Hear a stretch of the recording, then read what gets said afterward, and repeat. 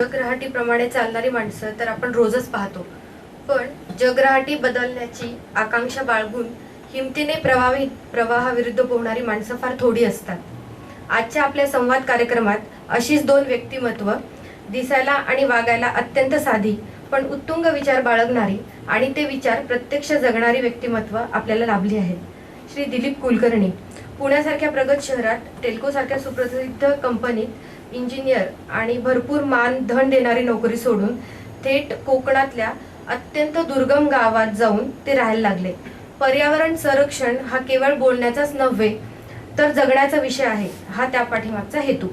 पुणे ते कुडावळे हा आपल्याला थक्क करणारा आणि तितकाच अंतर्मुख करून टाकणारा प्रवास आपण आपल्या मुलाखतीतून उलगडणारच आहोत.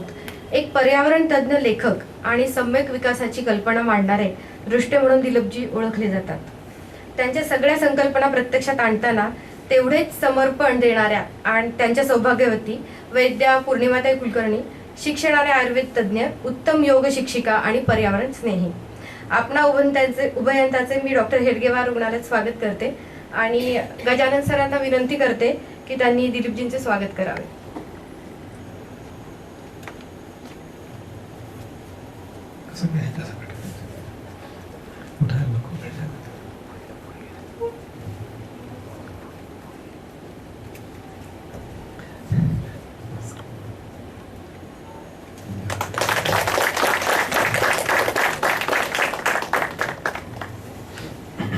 रेणू मॅडमना विनंती करते की त्यांनी वैद्य पौर्णिमा कुलकर्णी यांचं स्वागत करावं.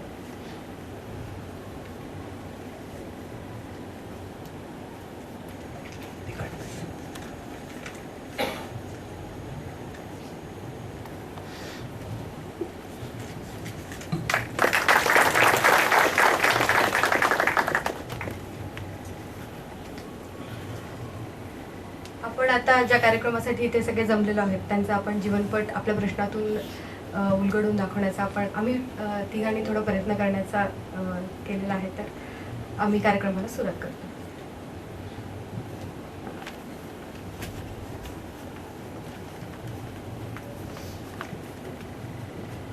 नमस्कार. संवाद या मुलाखतीच्या सत्राला आपण सुरुवात करत आहोत. पहिला प्रश्न मी सरांना विचारण्याची विनंती करते, सांगण्याची. आपण जे गतिमान आयुष्य जगतो ते पर्यावरण स्नेही नाहीच आहे आणि त्याविषयी वेगळं काही केलं पाहिजे असं आपल्याला नक्की केव्हा लक्षात आलं आणि ज्याला टर्निंग पॉइंट असं म्हणता येईल किंवा एखादी प्रसंग किंवा एखादी घटना आम्हा सर्वांना सांगता येईल? सुरुवात साधारणपणे टेल्कोमध्ये नोकरी करत असतानाच झाली. खरं तर टर्निंग पॉईंट असं काही नाहीये. म्हणजे एक विशिष्ट विचार घडत गेला तर त्या विचारामुळे काही परिपक्वता आली आणि असं जगलं पाहिजे असं वाटत गेलं. असा एक वैचारिक आणि व्यावहारिक असा एक सरळपणे ही वाटचाल चालू आहे. कुठली घटना चांगली किंवा वाईट अशी घडली नाही की ज्यामुळे एकदम व्यतिरिक्त बदल करावा असं वाटला. एक चांगली गोष्ट अशी घडली की कॉलेजमध्ये असल्यापासून पुण्यामधल्या काही सामाजिक संस्थांच्या संपर्कामध्ये आलो, ग्राहक पंचायत आणि ग्रामायण नावाच्या, आणि त्यामधनं समाजाविषयीची जाण वाढत गेली. समाजाकरता आपण काहीतरी युवक म्हणून केलं पाहिजे.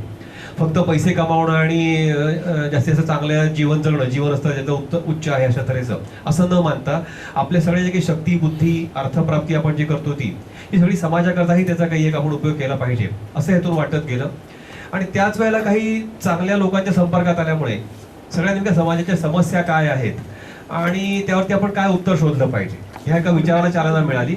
आणि मग तो विचार जो आहे पुढे जाता जाता एका संयमित उपभोगाच्या जीवनशैलीकडे नेणारा ठरला की जी व्यक्ती करता आतून आणि निसर्गाकरता बाहेरून अशा दोन्ही दृष्टीने हितकारक आहे अशी एक जीवनशैली संयमित उपभोगाची. आणि मग ती एका बाजूला वैचारिक मांडणीही करत राहिलो, दुसऱ्या बाजूने प्रत्यक्षामध्ये जगणं हे तेवढंच महत्वाचं मानलं. आणि या दोन्ही प्रक्रिया आता गेली जवळजवळ 30-35 वर्ष या सातत्यानं चालू आहेत. कुठली विशिष्ट घटना अशी नाही घडली की ज्यामुळे काहीतरी एक वेगळी दिशा मिळाली. सर, तुमचा पुणे ते कुडावळे हा प्रवास कसा राहिला आणि ह्या प्रवासाची सुरुवात करताना तुमच्या आप्तेष्टांच्या काय प्रतिक्रिया होत्या? पुणे ते कुडावळे असं झालं की मी टेल्कोमधली नोकरी सोडली 84 मध्ये. आमचं लग्न झालं 85 मध्ये आणि लग्नाच्या आधीपासूनची आमची ओळख आणि आमच्या दोघांची कल्पना आहे की आपण खेडेगावातून स्थायिक होऊया. जर पर्यावरण जगायचं असेल, नुसतं प्रबोधन करणं आणि सांगणं हा एक भाग झाला, बाहेरच्या म्हणजे बाह्यतः आपण म्हणू, पण ते जगणं आम्हाला आवश्यक वाटत होतं दोघांनाही. आणि त्या दृष्टीनं कुठल्या खेड्यात जायचं काय अशी चाचपणी करत असताना कोकणामधल्या काही मित्रांची आमची ओळख झाली, ज्यांच्या सहकार्यानं म्हणा किंवा ज्यांच्या विनंतीवरून म्हणा आम्ही एका खेडेगावात जायचा निर्णय घेतला. आणि त्याप्रमाणे 1993 मध्ये आम्ही कोकणामध्ये गेलो. सध्या कुडावळ्यामध्ये राहतो या गावात आम्ही गेलो नाही. दापोली तालुक्यामध्ये दुसरं एक गाव आहे, दाभोळ बंदर, बहुतेकांनी ऐकलं असेल. दाभोळ बंदराच्या जवळ पंचनदी नावाचं एक गाव आहे. तर त्या ठिकाणी आम्ही ज्या मित्रांनी प्रकल्प सुरू केलेला होता त्या प्रकल्पाचा एक सदस्य म्हणून आम्ही पहिल्यांदा पंचनदीला गेलो. 4 वर्ष त्या ठिकाणी राहिलो. त्या प्रकल्पाचं दुर्दैवानं पुढे काहीच झालं नाही. It was a non starter, आपण ज्याला म्हणतो, सुरुवातच झाली नाही. आणि फक्त जमीन घेऊन ठेवली. ती बागा आहेत आणि हापूसची कलमं आहेत, काजूची झाडं आहेत, भातशेती आहे, हे सगळं भौतिक सुविधा भरपूर होत्या, पण पर्यावरणाचं काहीतरी कार्य ह्या स्वरूपात तिथं काही होणं संभव नाही वाटलं. आणि ते आम्हाला मुख्यत्वे करून करायचं होतं. त्यामुळे प्रकल्पातनं अंग काढून घेतलं आणि आपण स्वतः हे कार्य करत करत खेडेगावातच जगू असं निश्चित झालं. दरम्यान 4 वर्षामध्ये आमची फार चांगली तयारी झाली. खेडेगावात राहण्याकरता जी एक शारीरिक मानसिक तयारी व्हावी लागते ही आमची फार चांगली झाली. एकूण गावगाडा कसा चालतो, परिसर कसा आहे, कोकणातला पाऊस आणि हे सगळं झेपणं, मानवणं, हे सगळं झालं. कष्टाची सवय आमची 4 वर्षामध्ये खूप चांगली झाली.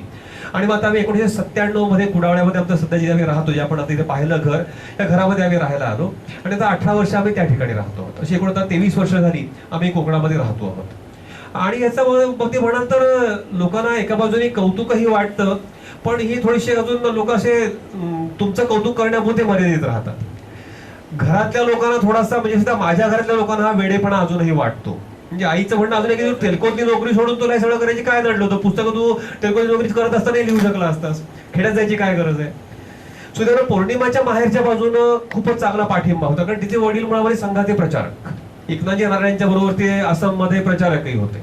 आणि नंतरही विवेकानंद केंद्राचं पुण्यातलं काम करत असताना, ज्याचं मी काम नंतर करायला लागलो, ते सचिव पुण्याचे होते आणि मी तरुण कार्यकर्ता होतो. आणि त्यामुळे त्यांच्या बाजूनी कुठलाही याला हरकत नव्हती किंवा पाठिंबा होता असं आपण म्हणू.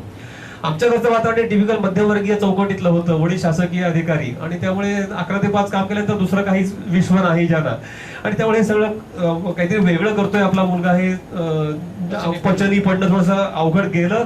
अजूनही त्यांना फारसं पचनी नाही पडलेलं, पण आता त्यांनी गृहीत धरलं किंवा ही मुलं अशी करणार आणि त्यामुळे त्यांनी मान्यता दिलेली असं आपण म्हणूया.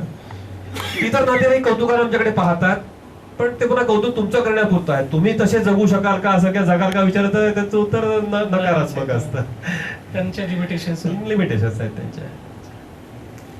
सर, पर्यावरण पूरक राहणी म्हणजे साधी राहणी आणि खेड्यातील जीवन पद्धतीच का? आणि अन्य प्रकारे जगणाऱ्यांनी त्यांचं आयुष्य पर्यावरण स्नेही कसं ठेवावं, म्हणजे आम्ही शहरात राहणारी माणसं. बरोबर, खूप चांगला प्रश्न त्यासाठी विचारला. आम्हाला काय एक म्हणजे प्रत्येकानं निसर्गस्नेही जगण्यासाठी खेड्यातच गेलं पाहिजे असं नाही म्हणता येणार. म्हणजे जरी ते अंतिम उद्दिष्ट आपण गृहीत धरलं, म्हणजे इथं म्हणे की खेड्याच्याही पक्ष आपण जसे वनवासी किंवा आदिवासी राहतात, निसर्गाचा एक भाग होत असं राहणं सगळ्यात चांगलं. आता ते आम्हालाही शक्य नाहीये. आपण थोडंसं का होईना त्यामध्ये सिव्हिलायझेशन किंवा सभ्यता आपण ज्याला म्हणतो, की खेड्यामध्ये सभ्यता आपण निर्माण करतो. आपण नेचरकडून कल्चरकडे यायला लागतो. आपण आदिवासी भागातून खेड्यात येतो तेव्हा. आणि ह्याचं शहरामध्ये आपण एक आणखी दुसरं टोक काढतो की आपण पूर्णतः निसर्गाच्या विरोधी जगतो. खेड्यातील निसर्ग विरोध खूप आहे जगण्यामध्ये आजकालच्या, पण शहरामध्ये तो कमालीचा गेलेला आहे. तेव्हा ह्या उलट्या दिशेमध्ये जेवढं जाता येईल तेवढं आपलं जीवन अधिक निसर्गस्नेही बनत जाईल असं मला वाटतं. शहर सोडून छोट्या शहर, म्हणजे मोठं शहर सोडून छोट्या शहरात जाणं, छोटं शहर सोडून खेडेगावात जाणं, खेडेगाव सोडून आणखीन जंगलामध्ये जाता आलं अधिक चांगलं. पण हे सगळं शक्य नाही तोवर आपण इतरत्र काही करू शकणार नाही का, तर तसं नाहीये. म्हणजे आपण शहरात राहूनही निसर्गस्नेही जीवन जगण्याकरता खूप काही करू शकतो, ते प्रत्येकानं केलं पाहिजे. उदाहरणार्थ संसाधनांची बचत करणं हे शहरातही केलं पाहिजे. म्हणजे असं कागदाची बचत शहरात झाली पाहिजे. प्लॅस्टिकचा वापर टाळणं, कॅरी बॅग न वापरणं हे शहरातही झालं पाहिजे. आपला ऊर्जेचा वापर कमी करणं, विजेचा वापर कमी करणं, गॅसचा वापर कमी करणं, इंधनाचा सगळ्या प्रकारच्या वाहनाचा वापर कमी करणं, हा जो सगळ्या ऊर्जांचा वापर कमी करणं आहे हे शहरातही सहजपणे होऊ शकतं. तंत्रज्ञानाचं फार मोठं आक्रमण आपल्यावरती सध्या झालेलं आहे. हे जीवनामध्ये तंत्रज्ञान जेवढं कमी होईल तेवढी आपली जीवनशैली निसर्गस्नेही होणार आहे. आणि त्यामुळे ह्या गोष्टी शहरात राहूनही करता येईल. उदाहरण अनेक कामाकरता आपण जी यंत्र वापरतो की नाही वापरायची. कपडे धुण्याकरता यंत्र नाही वापरायचं, प्रत्येकानं आपले कपडे हाताने धुवायचे. तंत्रज्ञान कमी झालं, ऊर्जेचा वापर कमी झाला. मिक्सर नाही वापरायचा, खलबत्ता वापरा, पाटा वरवंटा वापरा. तंत्रज्ञान साधं सोपं झालं, ऊर्जेचा वापर कमी झाला. पेट्रोलवरचं वाहन वापरायचं नाही, सायकलिंग करायचं किंवा चालायचं, हा झाला ऊर्जेचा कमी वापर आणि अधिक श्रमाधारित जीवन. माझं म्हणणं शहरात राहूनही करता येऊ शकतं असं बरंच काही. ऊर्जेबाबतीत संयमित राहिलं पाहिजे. निश्चितपणे ऊर्जा आणि तंत्रज्ञान दोन्ही बाबतीमध्ये. आणि त्याची दिशा अशी असली पाहिजे की अनवीकरणक्षम ऊर्जांकडून नवीकरणक्षम ऊर्जांकडे. म्हणजे वीज आणि दगडी कोळसा आणि खनिज तेल ह्याच्या आधारे आपण जे सध्या जगतो आहोत त्याच्याऐवजी आपण सूर्याच्या ऊर्जेकडे अधिक यायचं आहे. पण म्हणजे बरं सूर्याची वीज बनवायची का, तर तेही योग्य नाही. सूर्याच्या उष्णतेचा आणि प्रकाशाचा थेट वापर करणं म्हणजे सौर ऊर्जेचा वापर करणं. कशापासूनही वीज बनवली की निसर्गाची हानी होते. तर सोलर फोटोव्होल्टेक ह्या निसर्गस्नेहीमध्ये बसत नाही, किंवा पवन चक्क्या तयार करणं हे निसर्गस्नेही जीवनामध्ये बसत नाही, की त्या एकूणच ते ऊर्जेच्या दृष्टीनं चुकीची गोष्ट आहे.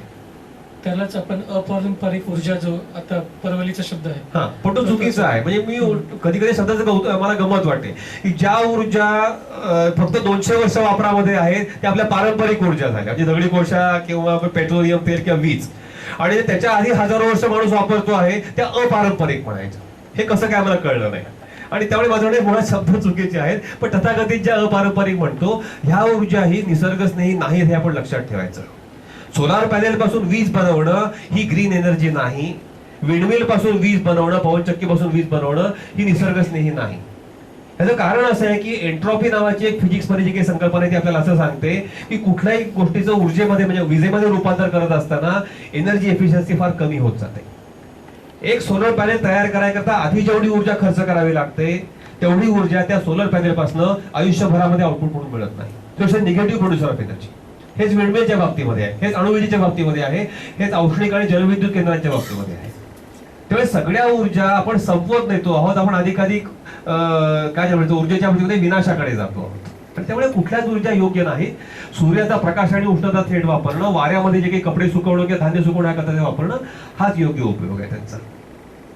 म्हणजे अति वापरामुळे आपण निसर्गाच्या परत हानी करतो, निसर्गाची सगळ्या प्रकारची. म्हणजे एखादा भूकंप असेल किंवा एखादं हे असेल, असं एखादा महाप्रलय किंवा अशा गोष्टी कधी आपल्या अशा वागण्यामुळे होऊ शकतात. म्हणजे आता हे जे ग्लोबल वॉर्मिंग, जागतिक तापमानवाढ ही जी सध्या एक महत्वाचा आपण ज्याला की इश्यू म्हणतो पर्यावरणाच्या बाबतीमधला, ह्याचे परिणाम जे काही आहेत हे महाभयंकर आहेत खरं तर.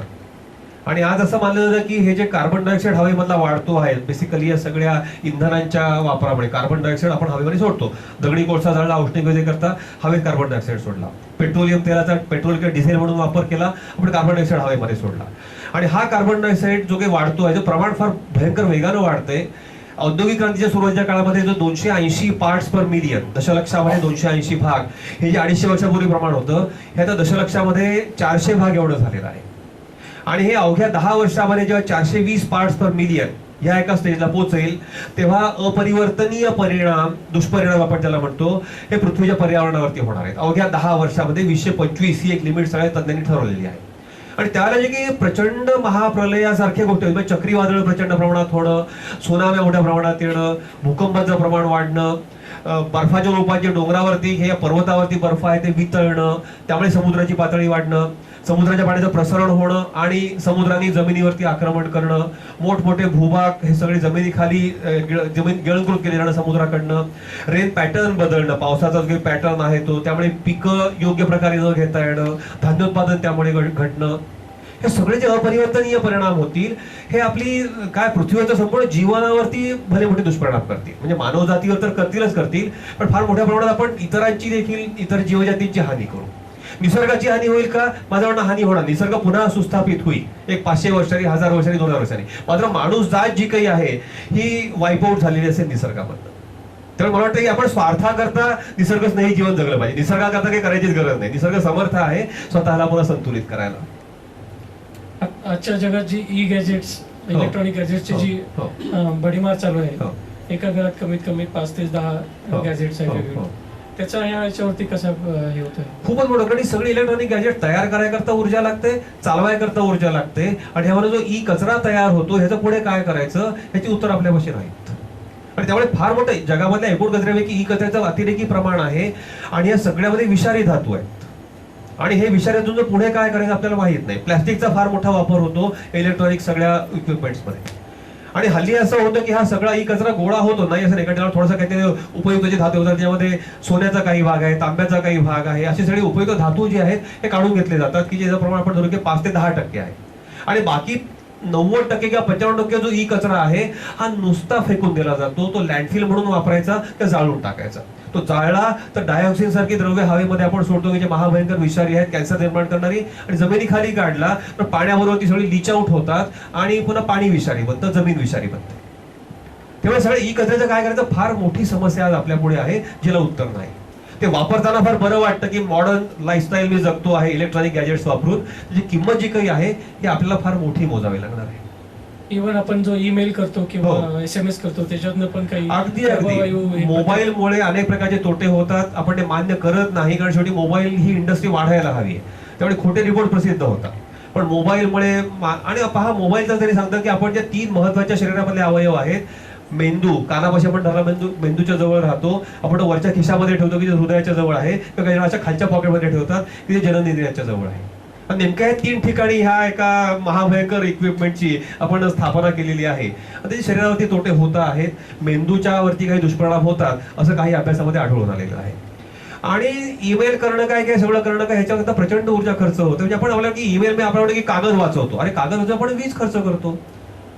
शिवाय आपण जे ईमेल करतोय सगळे सॅटेलाइट वर इकडून तिकडे जात असतात की शेवटी ते अपलिंकिंग आपण सॅटेलाइटशी करत असतो. हे सॅटेलाइट सोडण्याकरता किती ऊर्जा खर्च झाली. एक अग्निबाण जेव्हा प्रक्षेपित केला जातो सॅटेलाइट करता, हा किती ऊर्जा प्रचंड वापरत असतो. तो सॅटेलाइट आणि सगळी यंत्रणा चालवण्याकरता किती ऊर्जा खर्च होते. ह्या सगळ्या ईमेलचं मॉनिटरिंग, जी ईमेल आपली जो सर्व्हर आहे त्या ठिकाणी आपण जीमेलवरून ईमेल केला तर जीमेलच्या कुठली जी कुठे अमेरिकेमध्ये कंपनी ज्या ठिकाणी असेल तर ते सगळं त्या ठिकाणी एकत्र केलं जातं, ते साठवलं जातं फार मोठा काळ. पोलिसांना ती माहिती नंतर उपलब्ध होऊ शकते. इतकं सगळं काळी साठवण्याकरता किती ऊर्जा लागते. माझा कॉम्प्युटर वापरण्याकरता मला फार थोडी ऊर्जा लागेल, पण जेव्हा 1 अब्ज लोक कॉम्प्युटरवरून असे मेसेजिंग करायला लागतील तर ऊर्जा किती लागेल मोठ्या प्रमाणात. एका बाजूने ऊर्जेची संसाधनं आहेत का, दुसऱ्या बाजूने होणाऱ्या प्रदूषणाचं काय. अशा फार मोठ्या समस्या ईमेलिंग मध्ये म्हणा किंवा कॉम्प्युटर वापरण्यामध्ये म्हणा किंवा नेट वापरण्यामध्ये आहेत. पण या सगळ्यांना मार्केट वाढतं आणि GDP वाढतो म्हणून आपण त्याला विकास म्हणतो. त्या विकासाची किंमत किती मोजायला प्रत्येकाने मी नेहमी प्रश्न विचारतो, विकासाची किंमत काय. ईमेल हा जर विकास असेल तर त्याची किंमत किती आपण मोजतो. अणुवीज तयार करणं हा विकास असेल, त्याची किंमत काय मोजावी लागते. वाहतुकीमधली वाढ झाली, वाहनांचं अधिक उत्पादन झालं म्हणजे विकास असेल, किंमत काय मोजावी लागते. धान्योत्पादन वाढलं, जमिनीचा कस कमी होण्याच्या रूपाने किंमत किती मोजावी लागते. आता किमती सगळ्या ऑफिशियली दडवल्या जातात. इकॉनॉमिक्स मध्ये याला म्हणतात एक्सटर्नलायझेशन ऑफ कॉस्ट. सगळ्या किमती ज्या आहेत त्या ताळेबंदाच्या बाहेर ठेवायच्या. फक्त जमेचा जो कॉलम आहे ताळेबंदाचा इकडचा, जमेचा कॉलम फुगत जातो. हे मिळालं जमा, ते मिळालं जमा, त्याचा खर्च काय. तेव्हा खर्चाचा विचार न केल्यामुळे जर खरोखरीच वस्तुस्थिती दर्शवणारा आपण जर ताळेबंद मांडला तर आपल्याला असं लक्षात येईल की जमा जी काही होते आहे विकासाच्या नावाखाली त्याची फार मोठी अप्रमाण किंमत, काही पटीनं अधिक किंमत ही खर्चाच्या रूपाने मोजावी लागते. हे किमती दडवल्यामुळे विकास होते असं मी सिद्ध करू शकतो. आणि अर्थतज्ञ ऑफिशियली एक्सटर्नलायझेशन ऑफ कॉस्ट ही संकल्पना राबवून ही लबाडी करता आहेत. आणि मला नेहमी असं वाटतं की राजकारणी, अर्थतज्ञ आणि वैज्ञानिक या तिघांची एक अपवित्र युती, नेक्सस आपण ज्याला म्हणतो, ही झालेली आहे आणि वस्तुस्थिती दडवत आहेत. आमचे सगळे वैज्ञानिक म्हणतात अणुवीज स्वच्छ, सुरक्षित आणि अशा तऱ्हेची सगळी आहे म्हणून. अजिबात नाही. सगळ्यात भयंकर जर वीज कोणती असेल तर ती अणुवीज, कारण त्यामध्ये कार्बन डायऑक्साईडच बाहेर पडतो असं नव्हे, त्या जोडीला प्रचंड किरणोत्सर्गी कचरा तयार होतो जो पुढचे 2.5 लाख वर्ष आपल्याला सांभाळायचा आहे. कुठे सांभाळणार. 2.5 लाख वर्षामध्ये शिशाच्या डब्यात जो बंद केलेला असतो, जिथे कुठे आपण ठेवू समुद्राच्या तळाशी, जमिनीमध्ये खंदक खणून खाली, त्याकडे 2.5 लाख वर्षामध्ये भूकंप होणार नाही, ज्वालामुखीचा उद्रेक होणार नाही. कोणी गॅरंटी देऊ शकेल. ब्रह्मदेव सुद्धा देत नाही गॅरंटी, पण आपले वैज्ञानिक देतात. हा काय प्रकार आहे. ते डबे ज्या फुटतील कॅनिस्टर्स किंवा अणुवीज केंद्र, एका अणुवीज केंद्राचं सरासरी आयुष्य 50 ते 60 वर्षाचं असतं. ही सगळी अणुवीज केंद्र 60-70 वर्षांनी बंद जेव्हा करावी लागतील, डिकमिशनिंग कसं करायचं एकाही देशापाशी तंत्रज्ञान नाही. फ्रान्स 80% अणुवीज वापरतो, त्याच्याकडे तंत्रज्ञान नाही की डिकमिशन म्हणजे मोडीत कसं काढायचं, त्यातला एक स्क्रू किंवा वायरचा एक तुकडा सुद्धा दुसरीकडे वापरता येत नाही, कारण सगळी द्रव्य किरणोत्सर्गी बनलेली असतात. They are potential nuclear weapons. मी त्या अणुवीज केंद्रावरती आकाशात नाही नुसता लोखंडाचा गोळा जरी टाकला तरी अणुवीज केंद्र अणुस्फोटासारखी म्हणजे हिरोशिमावरच्या अणुबॉम्ब सारखी फुटतील आणि विध्वंस घडवून आणतील. पण ही अणुवीज आम्ही स्वच्छ म्हणतो. कारण काय, ती फक्त मधल्या एका टप्प्यामध्ये अणु विभाजन ज्या ठिकाणी होतं तिथे कार्बन डायऑक्साईड बाहेर सोडत नाही म्हणून दृश्य स्वरूपात कार्बन कार्बन डायऑक्साईड तो आधीच्या म्हणजे इंधन साखळी म्हणजे अणु युरेनियमचं उत्खनन ते आण्विक उर्वरित त्या बाकी सगळ्या साखळीमध्ये प्रचंड कार्बन डायऑक्साईड हवेमध्ये सोडला जात असतो. फक्त मधल्या एका टप्प्यावरती कार्बन डायऑक्साईड बाहेर पडत नाही म्हणून झापडबंदपणे अणुवी स्वच्छ म्हणायची. It doesn't add to global warming. अरे पण आधीच्या इंधन साखळीचं काय, नंतरच्या इंधन साखळीचं काय? त्यामुळे आधीच्या लिंक्स आणि नंतरच्या लिंक जर विचारात घेतल्या, अणुवीज अजिबात स्वच्छ नाहीये, कार्बन एमिशन करतच असते ती. आणि शिवाय ही ऍडिशनल समस्या आण्विक उर्वरितांची. सम्यक विकास म्हणजे काय आणि सध्या जगात याविषयी काय प्रयोग सुरू आहेत याबद्दल आम्हाला काही माहिती देतात? सम्यक विकास ही एक विकासाची फार आपण म्हणून व्यापक संकल्पना आहे. त्याची थोडीशी आधी आपल्याला आजची विकासाची संकल्पना थोडक्यामध्ये सांगतो. मला थोपा वर्गात होईल कारण हा विषय माझा 2 तास बोलण्याचा आहे, त्यामुळे तुम्हाला 5 मिनिटांमध्ये उत्तर द्यायचं आहे मला. तर मी प्रयत्न करतोय, तुम्ही मला थांबवा हवं तर मध्ये. सध्या विकास कशाला मानलं जातं थोडक्यामध्ये, तर आर्थिक वाढ किंवा भौतिक वाढ, फिजिकल ग्रोथ किंवा इकॉनॉमिक ग्रोथ जी काही आहे हिला डेव्हलपमेंट म्हणलं जातं. त्याची सरळ सरळ सांगण्याची व्याख्या जी काही कॉमर्सच्या पहिल्या दुसऱ्या वर्षाला आहे, development is growth measured in terms of GDP, gross domestic product मध्ये होणारी जी काही वाढ आहे तिला आपण विकास म्हणतो. आणि व्यक्तीच्या पातळीवरचा विकास म्हणजे पर कॅपिटा कन्झम्पशन सगळ्या गोष्टीचं वाढणं आणि पर कॅपिटा प्रोडक्शन सगळ्या गोष्टीचं वाढणं म्हणजे तो विकास झाला व्यक्तीचा. मी जेवढे उपभोग जास्ती घेईन तेवढा मी अधिक विकसित, मग मी ऊर्जा जेवढी जास्ती वापरीन, संसाधनं जेवढी जास्ती वापरीन, त्या सगळ्याला काय म्हणायचं, व्यक्तीचा विकास. आणि या सगळ्याकडे जे उत्पादन करावं लागतं ते उत्पादन वाढलं की GDP वाढतो, तर म्हणायचं राष्ट्राचा विकास. पण ही सगळी संकल्पना इतकी संकुचित आणि भ्रामक आहे. खरं तरी संकल्पना विकासाची नाहीच, ही विनाशाची संकल्पना आहे. कारण मर्यादित संसाधनं, निसर्गामध्ये संसाधनं मर्यादित आहेत. या मर्यादित संसाधनांच्या आधारे अमर्याद भौतिक किंवा आर्थिक वाढ ही असंभव आहे तर्कतःच. म्हणजे लॉजिकली इम्पॉसिबल आहे, प्रॅक्टिकली तर आहेच आहे. माझा आपण वाढ कशी करतो आहोत, तर भावी पिढ्यांकरता जी संसाधनं आहेत त्या निसर्गामध्ये ते आपण आज वापरून टाकतो आहोत. उद्याच्या पिढ्यांचं पाणी आपण आज उपसतो आहोत. उद्याच्या पिढ्यांकरता जी जंगलं आपण आज तोडतो आहोत. उद्याच्या पिढ्यांकरता जमिनीमधला कस आपण आज वापरून टाकतो आहोत. हे उद्या करता शिल्लक आहे म्हणून आपण आज वापरतोय आणि ही दिवाळी साजरी करतोय विकासाची. उद्याच्या पिढ्या कशाच्या आधारे जगणार आहेत, काही उत्तर नाही आपल्यापाशी. त्यामुळे असं म्हणलं जातं की आजचा विकास जो काही आहे it's a non sustainable development. हा धारणाक्षम विकास नाही, हा टिकाऊ विकास नाही. केव्हा ना केव्हा तरी या भुईदळ्यामधली जादू संपणार आहे आणि एक अंधार पसरणार आहे सगळीकडे. त्यामुळे व्हॉट इज सस्टेनेबल डेव्हलपमेंट, मग सम्यक विकासाचा एक भाग आहे सस्टेनेबल डेव्हलपमेंट, धारणाक्षम विकासाचा, की ज्यामध्ये भावी पिढ्यांच्या उपजीविकेच्या संधी कायम ठेवून आपली याची उपजीविका चालवायची. त्यांच्याकरता हवा शुद्ध राहिली पाहिजे, त्यांच्याकरता भरपूर पाणी उपलब्ध राहिलं पाहिजे. तेवढंच पाणी आज वापरण्याचा मला अधिकार आहे. त्यांचं पाणी हिरावून घेण्याचा अधिकार नाहीये. त्यांचं पाणी अधिक अशुद्ध करण्याचा मला अधिकार नाहीये. त्यांच्याकरता जमिनीचा कस टिकवून ठेवण्याची जबाबदारी आज माझ्यावरती आहे. त्या भावी पिढ्यांच्या उपजीविकेच्या संधी कायम ठेवून त्या मर्यादेमध्ये मी जेवढे काही उपभोग आणि उत्पादन आज करू शकतो तेवढंच करायचं आहे. त्या विकासाला म्हणायचं धारणाक्षम किंवा सस्टेनेबल डेव्हलपमेंट. पण ह्यामध्ये सगळा विचार झाला भौतिक विचार झाला, फक्त चरितार्थाचा, उदरनिर्वाहाचा, बाकी सगळ्या मानवी गरजा भागवण्याचा. या व्यतिरिक्त मानवी जीवनाची काही अंगच नाही आहेत का? आजच्या विकासामध्ये मानवी जीवनाच्या भौतिकेतर अंगांचा विचारच नाहीये. माझ्या मानसिक विकासाचं काय, माझ्या बौद्धिक विकासाचं काय, माझ्या आध्यात्मिक विकासाचं काय, कुटुंब व्यवस्थेच्या विकासाचं काय, समाजांच्या विकासाचं काय, राष्ट्रांच्या विकासाचं काय आणि अंतिमतः निसर्गाच्या विकासाचं काय. हे जे सगळे आयाम आहेत विकासाचे, हे सगळे आयाम ज्यामध्ये विचारामध्ये घेतले जातात त्याला म्हणायचं सम्यक विकास. त्याची साधारणपणे उदाहरण की उपमा म्हणजे एक 8 पाकळ्यांचं कमळ आहे. 8ही पाकळ्या जेव्हा उमलतात तेव्हा त्याला खराखुरा सम्यक विकास म्हणायचं. 4 पाकळ्या आहेत आंतरिक विकासाच्या, शारीरिक विकास, मानसिक विकास, बौद्धिक विकास आणि आध्यात्मिक विकास. या 4ही अंगांनी व्यक्तिमत्व फुलणं, विकसित होणं ही झाली आंतरिक विकासाची प्रक्रिया. आणि त्या जोडीला कुटुंब, समाज, राष्ट्र आणि पर्यावरण या बाह्य स्तरांवरतीही विकास होणं ही झाली बाह्य विकासाची प्रक्रिया. आणि या 8ही स्तरांवरती जेव्हा विकास खराखरा होईल तेव्हा तो म्हणायचा सम्यक विकास. आज याकडे आपलं दुर्लक्ष पूर्णपणे झालेलं आहे. सस्टेनेबल डेव्हलपमेंट जिथे होत नाही भौतिक पातळीवरची, सम्यक विकास ही फारच लांबची गोष्ट होऊन राहिली. पण असे प्रयत्न मात्र जगभर सगळीकडे चालू आहेत. त्याला आपण ग्रासरूट मुवमेंट म्हणतो, अशा चळवळीच्या रूपात चालू आहेत. ऑफिशियली फक्त भूतान ह्या एकामेव देश असा आहे की ज्याने विकासाची एक फार मोठी व्यापक संकल्पना आपल्या डोळ्यापुढे ठेवली. की ज्यांनी GDP पेक्षा GNH अधिक महत्वाचं आहे हे घटनेनुसार ठरवून टाकलंय. GDP म्हणजे ग्रॉस डोमेस्टिक प्रॉडक्ट, सकल घरेलू उत्पाद, एकूण राष्ट्रीय उत्पन्न. ते म्हणतात की GDPला ठीक आहे महत्व आहे, लोकांची भौतिक स्थिती सुधारली पाहिजे, पण त्याही पेक्षा ते म्हणतात ग्रॉस नॅशनल हॅपीनेस हा वाढला पाहिजे. आणि संपूर्ण GNHच्या संकल्पना, ग्रॉस नॅशनल हॅपीनेस, समाधान, जे काही राष्ट्रीय समाधान आहे ह्याला ते महत्वाचं मूलगामी स्थान देतात. आणि त्यांच्या संपूर्ण विकास नीतीची रचना त्यांनी GNHच्या आधारे केलेली आहे. एक छोटासा देश, आपल्याला माहित सुद्धा नसतो की आपला शेजारी देश आहे असं आपण म्हणतो, पण ह्या देशाचे राजे जे होते, माजी राजे जिग्मे सिंगे वांगचुक यांनी संकल्पना मांडली GNHची आणि फार सुंदर रीतीने ती विकसित केलेली आहे, की ज्यामध्ये विकासाच्या सगळ्या अंगांचा विचार आहे. त्यामध्ये व्यक्तीचा विकास, समाजाचा विकास, पर्यावरणाची सुस्थिती, आर्थिक विकासही त्यामध्ये झाला पाहिजे. सगळ्या अंगाने हा विकास केलेला आहे. ते 4 मुख्य आधारस्तंभ, 9 त्याचे आयाम, 33 निर्देशांक, सगळे त्याने फार सुंदर रचना विकास नीतीची. एकमेव छोटासा देश, आपल्या माहितीत सुद्धा नसतो आपल्याला, ह्या देशाला जगाला एक काय आदर्शभूत ठरेल अशी विकास नीती काय म्हणतो पुढे ठेवलेली आहे. तो देश त्या दिशेने वाटचालही करतोय. आपण मात्र दुर्दैवी आहोत. या सगळ्या संकल्पना आपल्या संपूर्ण तत्वज्ञानामध्ये मध्यवर्ती आहेत, पण आपल्याकडची सगळ्या पक्षांची सरकारं याच्या विरोधी काम करतायत. दुर्दैव आहे आपलं फार मोठं.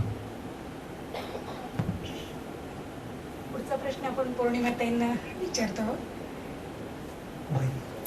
तुमची आणि दिलीपजींची भेट कशी झाली आणि शहर ते खेडेगाव हा जो प्रवास तुम्ही केलेला आहे त्याबद्दल आम्हा सर्वांना काय सांगा. माझी आणि दिलीपची भेट जवळ माझी आणि दिलीपची भेट म्हणलं तर टेल्को सोडल्यानंतर दिलीप विवेकानंद केंद्राचं पूर्ण वेळ काम करत होता आणि माझे वडील पण पुण्याचे सचिव होते विवेकानंद केंद्राचं, तेही काम करत होते. त्यामुळे दिलीपचं नेहमी आमच्याकडे येणं जाणं असायचं. आणि आमच्या घरामधली एक पद्धत असं म्हणूया की कोणी आलेली व्यक्ती ही बाबा वडिलांकडे आलेत ना मग त्यांचं चाललंय असं कधीच नसायचं. आमचे मैत्रिणी आले तरी घरातले सगळे एकत्र बसून गप्पा मारायचे, वडिलांकडे कुणी आलं तरी आम्ही सगळे घरातले एकत्र असायचो. आणि त्यातून दिलीपचे विचार मला अधिकाधिक समजत गेले, पटत गेले म्हणूया. आणि त्यामुळे आमचं लग्न जमलं असं म्हणूया. म्हणजे त्यांनी मग अशी सांगितलं की त्यांनी नोकरी सोडलेली होती आणि त्यानंतर आम्ही लग्न केलं. आणि माझी त्याला काही हरकत नव्हती आणि माझ्या घरच्यांची हरकत नव्हती. माझ्या कौशल्याला पण दाद द्या बरं का. कारण मुळात माझा स्वभाव पण असा होता की ठीक आहे पैसे लागतात जगायला, पण चांगलं जगायला खूप कमी पैसे पुरतात. आणि फक्त पैसा मिळवणं हे काही जीवनाचं अंतिम उद्दिष्ट असू शकत नाही, त्यापेक्षा खूप काही जास्ती गोष्टी असाव्या लागतात.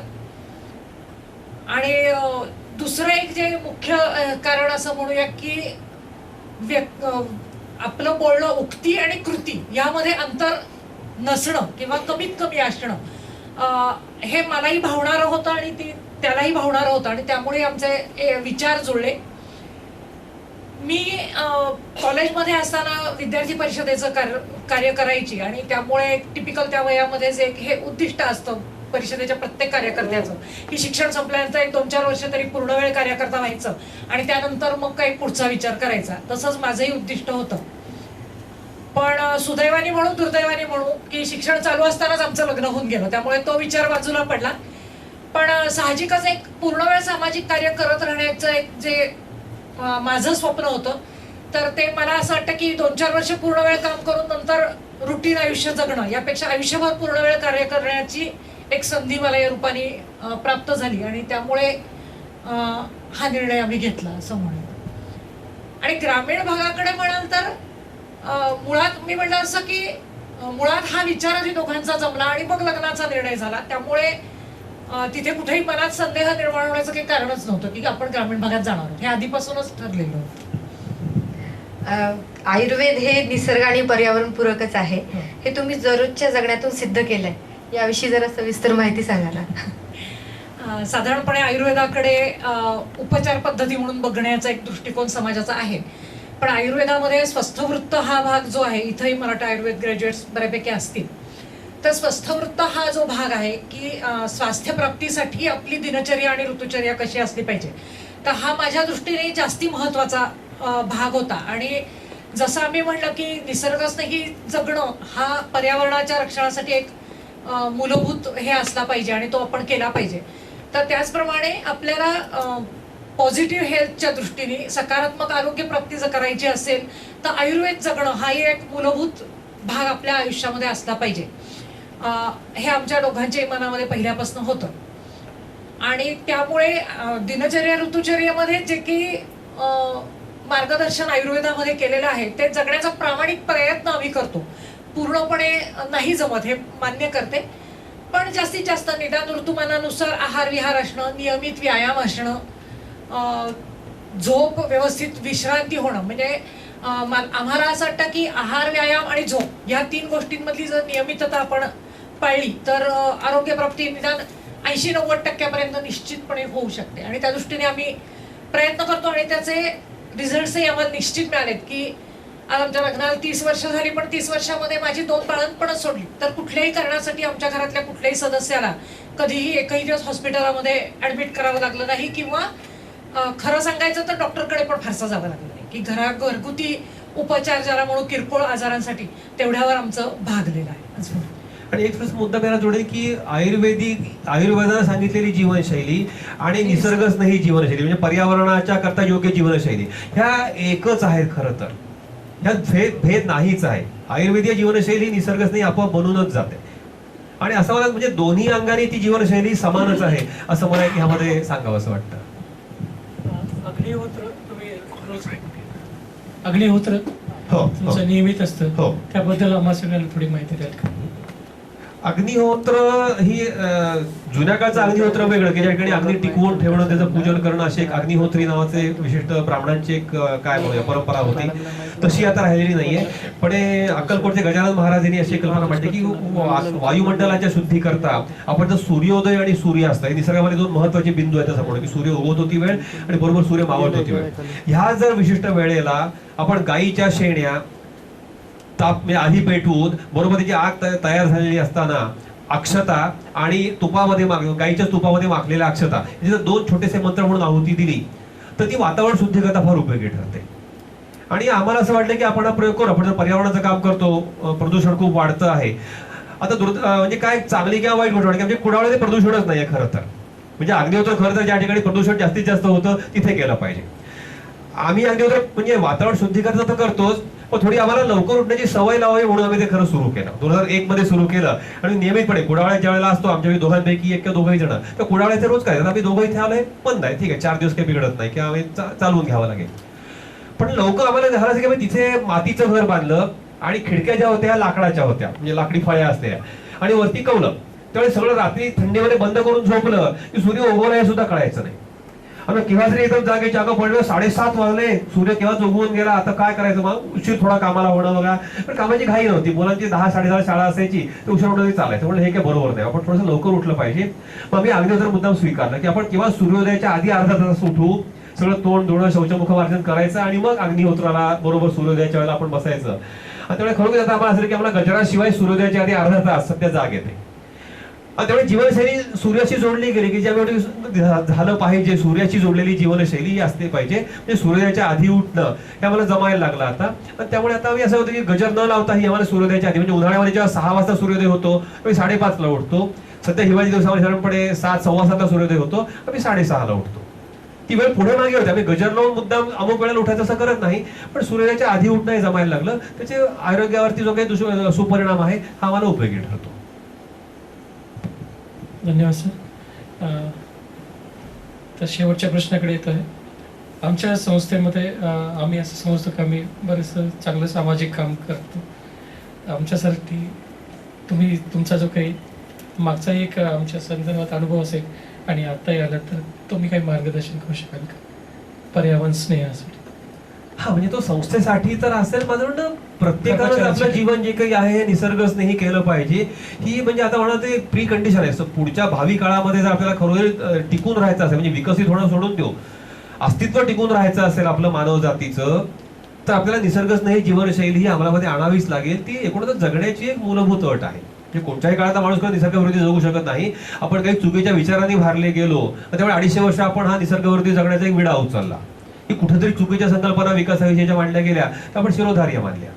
म्हणजे उदाहरण द्यायला करता थोडक्यात 5 मिनिटं उत्तर देऊन थांबतो की महाभारतामध्ये फार रूपकात्मक रीतीने एक गोष्ट सांगितली धृतराष्ट्र जो काही आहे हा जन्मांध आहे. पण जी पत्नी जी आहे गांधारी ती खरं तर डोळस आहे मुळामध्ये, पण आपला नवरा आंधळा आहे आणि पत्नीनं नवऱ्याच्या मागे गेलं पाहिजे पण तिला डोळ्यावरती पट्टी बांधलेली असते आणि ती काय महाभारतामध्ये डोळ्यावर पट्टी बांधून वावरत असते. तसं आपलं विकासाच्या बाबतीमध्ये झालंय की विकास म्हणजे काय. खरं तर भारतीय ऋषीमुनींनी, तत्वज्ञांनी, विचारवंतांनी, संतांनी हजारो वर्ष आपल्याकडे म्हणजे अगदी वेदकाळापासूनची ही परंपरा अगदी आजकाल म्हणजे अलीकडच्या आधी काय विवेकानंद किंवा गांधीजींपर्यंत सारख्या व्यक्तींनी संकल्पना संतांनी मांडलेली असताना आम्ही पूर्णपणे ह्याविषयी अंध झालेलो आहोत आणि या विकासाविषयी काहीही माहिती नाही. एक कणभर सुद्धा अशा पाश्चात्यांनी जी संकल्पना मांडली, जीडीपी मधली वाढ म्हणजे विकास किंवा उपभोगामधली वाढ म्हणजे विकास, मी असं म्हणतो की हे जे विकासाची संकल्पना आजची मांडणारे आहे हे धृतराष्ट्रासारखे जन्मांध आहेत, त्यांना विकास म्हणजे काय माहितच नाहीये. आणि आहे ज्याला सगळं माहिती आहे, ज्यांनी वाचलेलं आहे, अनुभवलेलं आहे, हिंदुत्वामध्ये म्हणा किंवा कुठल्याही भारतीय बौद्ध धर्मामध्ये असो, कुठल्याही जैन परंपरेमध्ये असो, विकास म्हणजे काय सांगितलं गेलेलं आहे. अतिशय त्याच्या आतापासून इथेपर्यंत म्हणजे व्यक्ती, कुटुंब, समाज, राष्ट्र, पर्यावरण सर्व स्तरांवरती विकासाचा विचार झालेला आहे. हा आम्ही विसरलेलो आहोत आणि आम्ही आमच्या डोळ्यावरती गांधारीसारखी पट्टी बांधून त्या आंधळ्यांच्या मागे लागलो विकास विकास विकास करत. आणि त्यामुळे अनेक चुकीच्या गोष्टी आपण विकास म्हणून करतो आणि ह्या चुकीच्या गोष्टी करत असताना आपली हानी होते. जी त्यांची आधी झाली ती आमची आज होणार आहे, आमच्या मागून गेली त्यांची उद्या होणार आहे. तर ही जर टाळायची असेल तर सगळ्या ठिकाणी निसर्ग स्नेहिता ही जपली गेलीच पाहिजे. मग ती खरा व्यक्तीच्या जीवनामध्ये, कौटुंबिक जीवनामध्ये, सामाजिक जीवनामध्ये, संस्थागत जीवनामध्ये म्हणजे कार्यालयांमध्ये, हॉस्पिटलांमध्ये, कुठल्याही रेस्टॉरंटमध्ये, प्रवासात, सहलीत, कुठे ज्या ठिकाणी आपण जाऊ निसर्गाचं रक्षण करणं आणि निसर्गाला जगवून आपण जगणं. आज निसर्गाची हानी करून मानव विकसित होऊ शकतो हा जो एक भ्रम निर्माण केलेला आहे हा मला वाटतं फार पहिल्यांदा दूर झाला पाहिजे. आणि हे एकदा जगण्याचं सूत्र ठरलं की मला वाटतं मग त्याच्यामध्ये तपशील भरण्याकरता भरपूर काही वाव आहे. माझं जगणं मी स्वतः तपासायचंय, म्हणजे समज निर्माण झाली एक आपल्या सगळ्या जगण्याविषयीची की मग मला असं जगायचं, मग मी काय करतो, मग मी कुठे कुठे चूक करतो आहे, निसर्गाची हानी कुठे कुठे करतोय हे माझं मी स्वतःला तपासायचंय. माझ्या कुटुंबात निसर्गाची हानी कुठे कुठे होते आहे, सामाजिक जीवनात कुठे कुठे होते आहे, वाहन वापरताना कुठे होते, हॉस्पिटलमध्ये कुठे होते, आपण हे तपासत राहूया. आणि ज्या ज्या ठिकाणी आपण निसर्गाची अतिरेकी हानी करतो आहोत विकास करून घेण्याकरता, तथाकथित विकास करण्याकरता, ही आपण टाळली पाहिजे.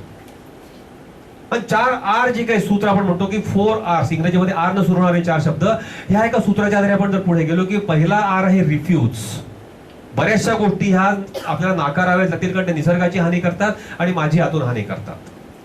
दुसरी गोष्ट जे मी रिफ्यूज करू शकत नाही ते रिड्यूस करणं, कमी करणं, त्याचा वापर जो काही आहे तो. चैनी आहेत त्या टाळणं, गरजापुरतं सीमित राहणं, याला आपण म्हणतो की रिड्यूस करणं. आपण चैनी टाळलं की आपण आपल्या आपोआप सगळ्या ऊर्जेची गरज, संसाधनांची गरज कमी होत जाते. I can reduce. तिसरं सूत्र आहे रियूज. जे काही मी वापर करतो आहे हा पूर्ण वापर त्या वस्तूचा होईल ना, मग तो कागद असेल, प्लास्टिक असेल, आणखीन काही कुठल्या गोष्टी, ऊर्जा असेल, काही असेल, त्याचा पूर्ण वापर होतोय ना, कपडे असतील, हा केला पाहिजे. आणि चौथा R आहे रिसायकल. जे पूर्ण वापरून मी फेकून देणार आहे ते मला कचरा म्हणून फेकून न देता त्यापासून पुन्हा काहीतरी बनेल हे पाहणं, हा झाला चौथा R. ह्या 4Rच्या आधारे आपण आपली संपूर्ण कार्यशैली, जीवनशैली ही जर राखली तर आपलं जीवन आपोआपच निसर्गस्नेही बनत जातं.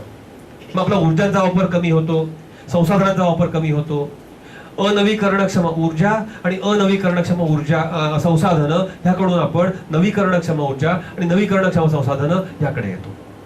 अविघटनक्षम कचऱ्याकडून आपण विघटनक्षम कचऱ्याकडे येतो. जीवनाची गती कमी होते, जीवनाचं क्षेत्र कमी होतं, जीवनातली गुंतागुंत कमी होते. हे सगळं कमी झालं यामुळे की मनावरचा ताण कमी होतो आणि मानसिक ताणामुळे म्हणजे स्ट्रेसमुळे ज्या काही आपल्याला हल्ले व्याधी मोठ्या प्रमाणात वाढत आहेत त्या आपोआप कमी होतात. माझं मन अधिकाधिक संतुलित राहतं, माझ्या मानसिक विकासाला प्रारंभ होतो.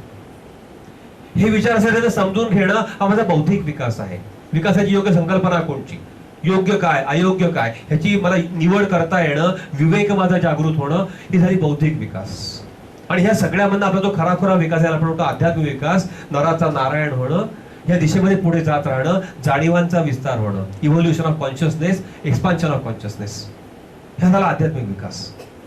जेव्हा व्यक्ती या तऱ्हेने विकसित व्हायला लागेल त्या कुटुंब आपोआप चांगली बनत जातील. कौटुंबिक स्वास्थ्य, कौटुंबिक ज्याला आपण सुसंवाद, एकोपा हा वाढायला लागेल आणि कौटुंबिक स्तरावरच्या ज्या आजच्या समस्या आहेत यांचा लय होईल. अशी कुटुंब चांगला समाज घडवतील, असे समाज चांगलं राष्ट्र घडवतील आणि अशी राष्ट्र एक बार युद्धखोरी आणि लुबाडणूक, वसाहतवाद, शोषण न करता निसर्गाचं दोहन करून जगायला लागतील, पर्यावरणाची स्थिती टिकून राहील आणि त्याचाही विकास होऊ शकेल. सगळं जोडलं जात आहे. माझेही उपभोग किती आहेत ह्या एका गोष्टीशी. So I must refuse, I must reduce, I must reuse and I must recycle. ह्या 4 तत्वांच्या आधारे व्यक्तीनं आपल्या जीवनाला आकार देण्यामधूनच हा जो सम्यक विकास आहे हा प्रत्यक्षामध्ये येणार. मला वाटतं आपण प्रत्येक ठिकाणी, म्हणजे हॉस्पिटल हा आता एक विषय इथे आहे म्हणून, पण हॉस्पिटलच्या बाहेरही जग आहे ना आपलं स्वतःचं. आपण एक पालक आहोत, आपण आपल्यापैकी काही जण आणखी इतर कामं करत असतील, आपण समाजामध्ये काही चांगली कामं करत असाल. प्रत्येक ठिकाणी दृष्टिकोन हा असला पाहिजे, निसर्गाच्या साथीत मी कसा जगू शकतो, निसर्गावरचा माझा भार मी कसा कमी करू शकतो. धन्यवाद. अजून एक प्रश्न आहे. बर, ते तुमचे प्रश्न संपले, त्यांचे अजून आहे. नाही, मला वाटतं शेवटचा प्रश्न नाही, म्हणजे नाही. जो आमच्या सर्वांसाठी त्याचं उत्तर खूप महत्वाचं असणार आहे. उत्तम आर्थिक नियोजन याविषयी आम्हाला काय सांगाल? उत्तम आर्थिक नियोजन कोणाचं, व्यक्तीचं, कुटुंबाचं का तुमचे अवलंबलेलं आहे. आम्ही काय केलं? मला वाटतं पौर्णिमा सांगेल, कारण पैसा तिच्या म्हणजे मिळवतो मी, पण तो हातीच्या हातात जातो, त्यामुळे ती सांगेल आधी. खरं सांगायचं तर मगाशी म्हणलं त्याप्रमाणे आमचं मत असं आहे की चांगलं जगण्यासाठी खूपच कमी पैसे पुरतात. किंबहुना दुसरं आहे की जेवढे कमी पैसे असतील तेवढं आपण अधिक चांगलं जगू शकतो. कारण आपल्या मनावर ताण नसतो, जास्तीच्या मिळकतीची जपणूक कशी करू, गुंतवणूक कशी करू, हा ताण नसतो. दुसरं आमच्या बाबतीमध्ये आम्हाला जो अनुभव आला की आपण गरजा कमी केल्या की मग आपली मिळकत पण कमी होऊन चालते आणि मग जास्त मिळवण्यासाठीचा जो काही ताण येतो तोही आपल्याला येत नाही आणि त्यामुळेही आपण अधिक काय म्हणायचं जास्त सुखाने जगू शकतो. मुळात सुख आणि पैसा याचं व्यस्तप्रमाणे असं आम्हाला तरी वाटतं आणि अनुभव पण येतो. दुसरं मला वाटतं तुमच्या मनामध्ये कदाचित असा प्रश्न असेल की बऱ्याचशा वेळेला आपल्या मनामध्ये भीती असते की ठीक आहे आता छान चाललंय, पुढे जाऊन जर जास्ती पैशाची गरज पडली, काहीतरी मोठा आजारपण आलं आणि मग म्हातारपणाची तरतूद म्हणून काय, ते नियोजनाच्या विषयी काय केलं पाहिजे का काय. तर आमच्या बाबतीमध्ये तोही विचार मी असा केला की कुठलाच माणूस असं ठरवू शकत नाही की म्हातारपणी मला किती पैसे लागले म्हणजे मला पुरतील, किती पैसे मी साठवले म्हणजे मला पुरतील, किंवा अगदी मोठ्यात मोठं दुखणं आलं तरी मी त्यातून वाचू शकतो. तर त्या बाबतीमध्ये खरं सांगायचं तर आम्ही फार पुढचा विचार करायचा नाही असं लग्न करतानाच ठरवलं होतं. त्याला आम्ही अशी उपमा देतो की आपण टॉर्च हातात घेऊन निघालेलो आहोत. टॉर्च मी हातात घेतलं तर मला 10 पावलापर्यंत जे दिसतं आहे तिथपर्यंत मी गेले की मला पुढची 10 पावलं दिसणार, जर माझ्या हातात टॉर्च मी पक्का धरून ठेवलेला असेल तर. आणि त्या दृष्टीने आम्ही नियोजन करत आलो म्हणून त्या मिळत गेल्या आम्हाला आतापर्यंत तरी. आणि असं वाटतं की म्हातारपणी मला हार्ट अटॅक आला तर तेव्हा बायपास करायला माझ्याकडे एवढे लाख रुपये आहेत का याची चिंता करून एकतर त्या पैशामध्ये धावत राहणं आणि त्या चिंतेमुळे तो हार्ट अटॅक येईल याची निश्चिंती करतो. तर त्यापेक्षा आपण आता चांगलं जगूया आणि मग म्हातारपणी काय होईल ते होईल, कधीतरी मरायचंच आहे, हार्ट अटॅकने मरूया. इतका साधा सरळ विचार आम्ही केलेला आहे आणि आम्हाला असं वाटतं की कितीही मिळवलं तरी ते कधीच पुरे पडत नाही, त्यामुळे त्याची फार चिंता नाही करू असा विचार करून आम्ही. आणि दुसरं एक थोडंसं वेगळं उत्तर बरं, ह्या आर्थिक नियोजनामध्ये आपण इन्कम आणि एक्सपेंडिचर, जमा आणि खर्च ह्याचं काही नियोजन करतो, किंवा जमा एवढे तर मग आता खर्च किती करायचा, साठवून किती ठेवायचे. आमच्या आर्थिक नियोजनामध्ये मला उलटी समस्या येते की खर्च आम्ही खूप कमी केले, त्यानंतर मिळतात खूप जास्ती, आता त्या पैशांचं काय करायचं अशी आता उलटी चिंता आमच्या पुढे आहे. खरं तर तुम्ही काय नोकरी करत नाही का, काळा पैसा भरपूर मिळवतो की काय, असं काहीही नाहीये. पण आता महिन्याचा खर्च तुम्हाला सांगतो, म्हणजे थोडंसं उघडपणे सांगायला काही त्याच्यामध्ये संकोच नाही आम्हाला. त्याच्यामुळे आम्हाला 2 जण आम्ही ज्या राहत असतो पुढावळ्यामध्ये, त्या सगळ्या तथाकथित आमच्या ज्या काही चैनी आहेत, त्या शहरी चैनीची संकल्पना नाही, पण आम्ही जे चैनी जगतो यामध्ये आम्हाला 3,500 रुपये 4,000 रुपये धरून चाला एवढा महिन्याचा खर्च येतो 2 माणसाला. आणि माझं उत्पन्नाचे स्रोत काय आहे तर माझ्या पुस्तकातनं मिळणारं मानधन, व्याख्यानांचं मिळणारं मानधन, हे 2 माझे उत्पन्नाचे स्रोत.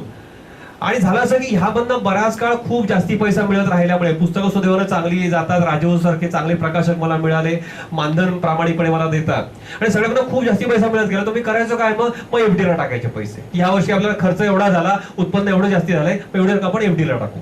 ते एफडीचं मला व्याज मिळायला लागलं, ते बरं नको असलेला पैसा आणखीन मिळायला लागला की पैशाचा करायची काय चिंता असताना. त्यामुळे ह्या सगळ्यामध्ये आम्हाला खूपच जास्ती पैसा मिळतो. आमचे समजा 3,500-4,000 हजार महिन्याचा खर्च असेल तर किमान त्याच्या 4 ते 5 पट दरमहा आम्हाला पैसे मिळतात. बरोबर वेळेपणा की ते पैसे जास्ती राहिले पुन्हा एफडी मध्ये टाकायचे, पुन्हा आणखीन व्याज मिळवायचं, वेळेपणा चाललाय. मग काही संस्थांना आम्ही देणग्या देतो किंवा चांगलं काम करतात. कारण आमच्या इथे बीड जिल्ह्यामध्ये एक आमचा गेवराईला संतोष गर्जे म्हणून आहे, एक अनाथाश्रम चालवतो, त्यांना देणगी द्यायची. वनवासी कल्याण आश्रम काम करतं त्याला देणगी, अशा काही संस्थांना आम्ही देणग्या देतो. पण तरी पण पैसा एवढा येतो आहे की याचं करायचं काय, आर्थिक नियोजन ही आमच्या पुढची समस्या आहे. कारण आमची जमा खूप जास्ती आहे आणि खर्च खूप कमी आहे. त्यामुळे आता हे कमी कसे करायची ही आमच्या पुढची चिंता आहे असं आपल्याला म्हणता येईल. धन्यवाद सर, तुम्ही आमचे सगळ्यांचे पर्यावरणावरती आणि आर्थिक नियोजनावरती डोळे उघडले. मी वर्षाताईंना विनंती करतो की त्यांनी आभार प्रदर्शन करा.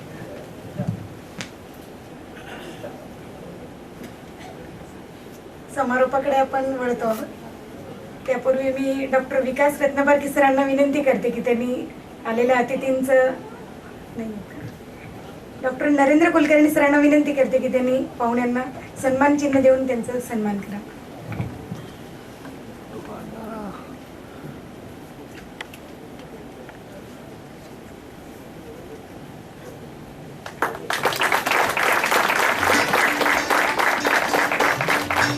जगराहाटीप्रमाणे चालणारी माणसं तर आपण रोजच पाहतो, पण जगराहाटी बदलण्याची आकांक्षा बाळगून हिमतीने प्रवाहाविरुद्ध बोलणारी माणसं फार थोडी असतात. आजच्या आपल्या संवाद कार्यक्रमात अशीच दोन व्यक्तिमत्व, दिसायला आणि वागायला अत्यंत साधी पण उत्तुंग विचार बाळगणारी आणि ते विचार प्रत्यक्ष जगणारी व्यक्तिमत्व आपल्याला लाभली आहेत.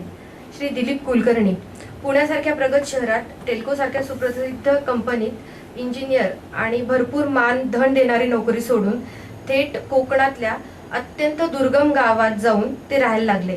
पर्यावरण संरक्षण हा केवळ बोलण्याचाच नव्हे तर जगण्याचा विषय आहे, हा त्या पाठीमागचा हेतू. पुणे ते कुडावळे हा आपल्याला थक्क करणारा आणि तितकाच अंतर्मुख करून टाकणारा प्रवास आपण आपल्या मुलाखतीतून उलगडणारच आहोत. एक पर्यावरण तज्ज्ञ लेखक आणि सम्यक विकासाची कल्पना मांडणारे दृष्टे म्हणून दिलीपजी ओळखले जातात. त्यांच्या सगळ्या संकल्पना प्रत्यक्षात आणताना तेवढेच समर्पण देणाऱ्या आणि त्यांच्या सौभाग्यवती वैद्या पूर्णिमाताई कुलकर्णी, शिक्षणाने आयुर्वेद तज्ज्ञ, उत्तम योग शिक्षिका आणि पर्यावरण स्नेही. आपणा उभयंताचे मी डॉक्टर हेडगेवार रुग्णालयात स्वागत करते आणि गजानन सरांना विनंती करते की त्यांनी दिलीपजींचे स्वागत करावे.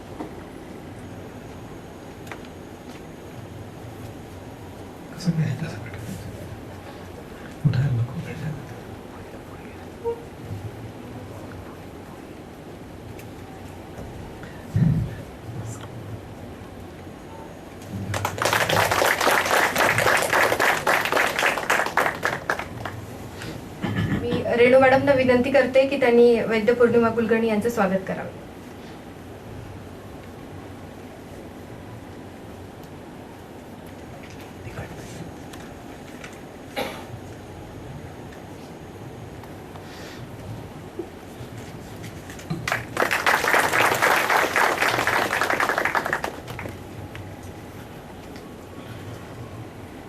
आपण आता ज्या कार्यक्रमासाठी इथे सगळे जमलेलो आहेत त्यांचा आपण जीवनपट आपल्या प्रश्नातून उलगडून दाखवण्याचा आम्ही तिघांनी थोडा प्रयत्न करण्याचा केलेला आहे. तर आम्ही कार्यक्रमाला सुरुवात करतो.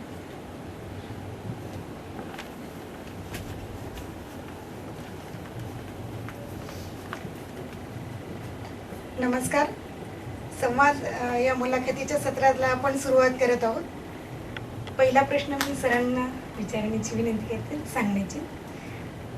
आपण जे गतिमान आयुष्य जगतो ते पर्यावरण स्नेही नाहीच आहे आणि त्याविषयी वेगळं काही केलं पाहिजे असं आपल्याला नक्की केव्हा लक्षात आलं आणि ज्याला टर्निंग पॉइंट असं म्हणता येईल किंवा एखादी प्रसंग किंवा एखादी घटना आम्हा सर्वांना सांगता येईल का? सुरुवात साधारणपणे टेल्कोमध्ये नोकरी करत असतानाच झाली.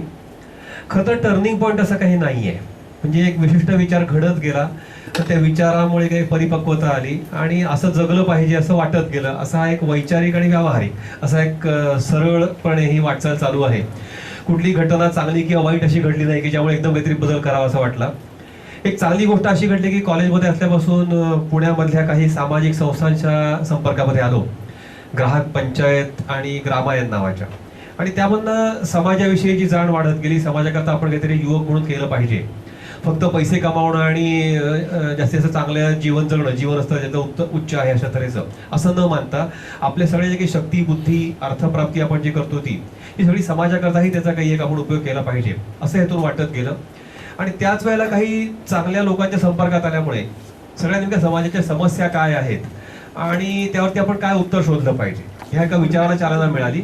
आणि मग तो विचार जो ह्या पुढे जाता जाता एका संयमित उपभोगाच्या जीवनशैलीकडे नेणारा ठरला, की जी व्यक्ती करता आतून आणि निसर्गाकरता बाहेरून अशा दोन्ही दृष्टीने हितकारक आहे अशी एक जीवनशैली संयमित उपभोगाची. आणि मग ती एका बाजूला वैचारिक मांडणीही करत राहिलो, दुसऱ्या बाजूने प्रत्यक्षामध्ये जगणं हे तेवढंच महत्वाचं मानलं. आणि या दोन्ही प्रक्रिया आता गेली जवळजवळ 30-35 वर्ष या सातत्यानं चालू आहेत. कुठली विशिष्ट घटना अशी नाही घडली की ज्यामुळे काहीतरी एक वेगळी दिशा मिळाली. सर, तुमचा पुणे ते कुडावळे हा प्रवास कसा राहिला आणि ह्या प्रवासाची सुरुवात करताना तुमच्या आप्तेष्टांच्या काय प्रतिक्रिया होत्या? पुणे ते कुडावळे असं झालं की मी टेल्को मधली नोकरी सोडली 84 मध्ये, आमचं लग्न झालं 85 मध्ये. आणि लग्नाच्या आधीपासूनची आमची ओळख आणि आमच्या दोघांची कल्पना आहे की आपण खेडेगावातून स्थायिक होऊया. जर पर्यावरण जगायचं असेल, नुसतं प्रबोधन करणं आणि सांगणं हा एक भाग झाला, बाहेरच्या म्हणजे बाह्यतः आपण म्हणू, पण ते जगणं आम्हाला आवश्यक वाटत होतं दोघांनाही. आणि त्या दृष्टीनं कुठल्या खेड्यात जायचं काय अशी चाचपणी करत असताना कोकणामधल्या काही मित्रांची आमची ओळख झाली, ज्यांच्या सहकार्यानं म्हणा किंवा ज्यांच्या विनंतीवरून म्हणा आम्ही एका खेडेगावात जायचा निर्णय घेतला. आणि त्याप्रमाणे 1993 मध्ये आम्ही कोकणामध्ये गेलो. सध्या कुडावळ्यामध्ये राहतो या गावात आम्ही गेलो नाही. दापोली तालुक्यामध्ये दुसरं एक गाव आहे, दाभोळ बंदर, बहुतेकांनी ऐकलं असेल. दाभोळ बंदराच्या जवळ पंचरदी नावाचं एक गाव आहे. तर त्या ठिकाणी आम्ही ज्या मित्रांनी प्रकल्प सुरू केलेला होता त्या प्रकल्पाचा एक सदस्य म्हणून आम्ही पहिल्यांदा पंचनदीला गेलो. 4 वर्ष त्या ठिकाणी राहिलो. त्या प्रकल्पाचं दुर्दैवानं पुढे काहीच झालं नाही. It was a non starter, आपण ज्या म्हणतो, सुरुवातच झाली नाही. आणि फक्त जमीन घेऊन ठेवली, ती बागा आहेत आणि हापूसची कलमं आहेत, काजूची झाडं आहेत, भातशेती आहे, हे सगळं भौतिक सुविधा भरपूर होत्या. पण पर्यावरणाचं काहीतरी कार्य ह्या स्वरूपात तिथं काही होणं संभव नाही वाटलं. आणि ते आम्हाला मुख्यत्वे करून करायचं होतं. त्यामुळे प्रकल्पातनं अंग काढून घेतलं आणि आपण स्वतः हे कार्य करत करत खेडेगावातच जगू असं निश्चित झालं. दरम्यान 4 वर्षामध्ये आमची फार चांगली तयारी झाली. खेडेगावात राहण्याकरता जी एक शारीरिक मानसिक तयारी व्हावी लागते ही आमची फार चांगली झाली. एकूण गावगाडा कसा चालतो, परिसर कसा आहे, कोकणातला पाऊस आणि हे सगळं झेपणं, मानवणं, हे सगळं झालं. कष्टाची सवय आमची 4 वर्षामध्ये खूप चांगली झाली. आणि मग आता आम्ही 1997 मध्ये कुडावळ्यामध्ये आमचं सध्या जे आम्ही राहतो, जे आपण आता इथे पाहिलं घर, त्या घरामध्ये आम्ही राहायला आलो. आणि आता 18 वर्ष आम्ही त्या ठिकाणी राहतो आहोत. अशी एकूण आता 23 वर्ष झाली आम्ही कोकणामध्ये राहतो आहोत. आणि याचं बाबतीत म्हणाल तर लोकांना एका बाजूने कौतुकही वाटतं, पण ही थोडीशी अजून लोक असे तुमचं कौतुक करण्यापुरते मर्यादित राहतात. घरातल्या लोकांना थोडासा, म्हणजे सुद्धा माझ्या घरातल्या लोकांना हा वेडेपणा अजूनही वाटतो. म्हणजे आईचं म्हणणं अजून की टेल्कोतली नोकरी सोडून तुला हे सगळं करायची काय नडलं होतं, पुस्तकं तू टेल्कोची नोकरी करत असताना लिहू शकला असतास, खेड्यात जायची काय गरज आहे. सो त्याला पौर्णिमाच्या माहेरच्या बाजूनं खूपच चांगला पाठिंबा होता, कारण तिथे वडील मुळामध्ये संघाचे प्रचारक, एकनाथजी नारायणच्या बरोबर ते आसाममध्ये प्रचारकही होते. आणि नंतरही विवेकानंद केंद्राचं पुण्यातलं काम करत असताना, ज्याचं मी काम नंतर करायला लागलो, ते सचिव पुण्याचे होते आणि मी तरुण कार्यकर्ता होतो. आणि त्यामुळे त्यांच्या बाजूनी कुठलाही याला हरकत नव्हती किंवा पाठिंबा होता असं आपण म्हणू. आमच्या घरचं वातावरण टिपिकल मध्यमवर्गीय चौकटीतलं होतं, वडील शासकीय अधिकारी, आणि त्यामुळे 11 ते 5 काम केल्यानंतर दुसरं काहीच विश्व नाही ज्यांना. आणि त्यामुळे हे सगळं काहीतरी वेगळं करतोय आपला मुलगा, हे पचनी पडणं थोडंसं अवघड गेलं. अजूनही त्यांना फारसं पचनी नाही पडलेलं, पण आता त्यांनी गृहीत धरलं की ही मुलं अशी करणार आणि त्यामुळे त्यांनी मान्यता दिलेली असं आपण म्हणूया. इतर नातेवाईक कौतुकाने आमच्याकडे पाहतात, पण ते पुन्हा कौतुक तुमचं करण्यापुरतं आहे. तुम्ही तसे जगू शकाल का, असं किंवा जगाल का विचारलं तर त्याचं उत्तर नकारात्मक असतं. त्यांच्या लिमिटेशन्स आहेत त्यांच्या. सर, पर्यावरण पूरक राहणी म्हणजे साधी राहणी आणि खेड्यातील जीवन पद्धतीच का? आणि अन्य प्रकारे जगणाऱ्यांनी त्यांचं आयुष्य पर्यावरण स्नेही कसं ठेवावं? म्हणजे आम्ही शहरात राहणारी माणसं. बरोबर, खूप चांगला त्यासाठी प्रश्न. आम्हाला काय एक म्हणजे प्रत्येकानं निसर्गस्नेही जगण्यासाठी खेड्यातच गेलं पाहिजे असं नाही म्हणता येणार. म्हणजे जरी ते अंतिम उद्दिष्ट आपण गृहीत धरलं, म्हणजे इथं म्हणे की खेड्याच्याही पक्ष आपण जसे वनवासी किंवा आदिवासी राहतात, निसर्गाचा एक भाग होऊन असं राहणं सगळ्यात चांगलं. आता ते आम्हालाही शक्य नाहीये. आपण थोडंसं का होईना त्यामध्ये सिव्हिलायझेशन किंवा सभ्यता आपण ज्याला म्हणतो, की खेड्यामध्ये सभ्यता आपण निर्माण करतो. आपण नेचरकडून कल्चरकडे यायला लागतो, आपण आदिवासी भागातून खेड्यात येतो तेव्हा. आणि ह्याचं शहरामध्ये आपण एक आणखी दुसरा टोक काढतो की आपण पूर्णतः निसर्गाच्या विरोधी जगतो. की खेड्यातील निसर्ग विरोध खूप आहे जगण्यामध्ये आजकालच्या, पण शहरामध्ये तो कमालीचा गेलेला आहे.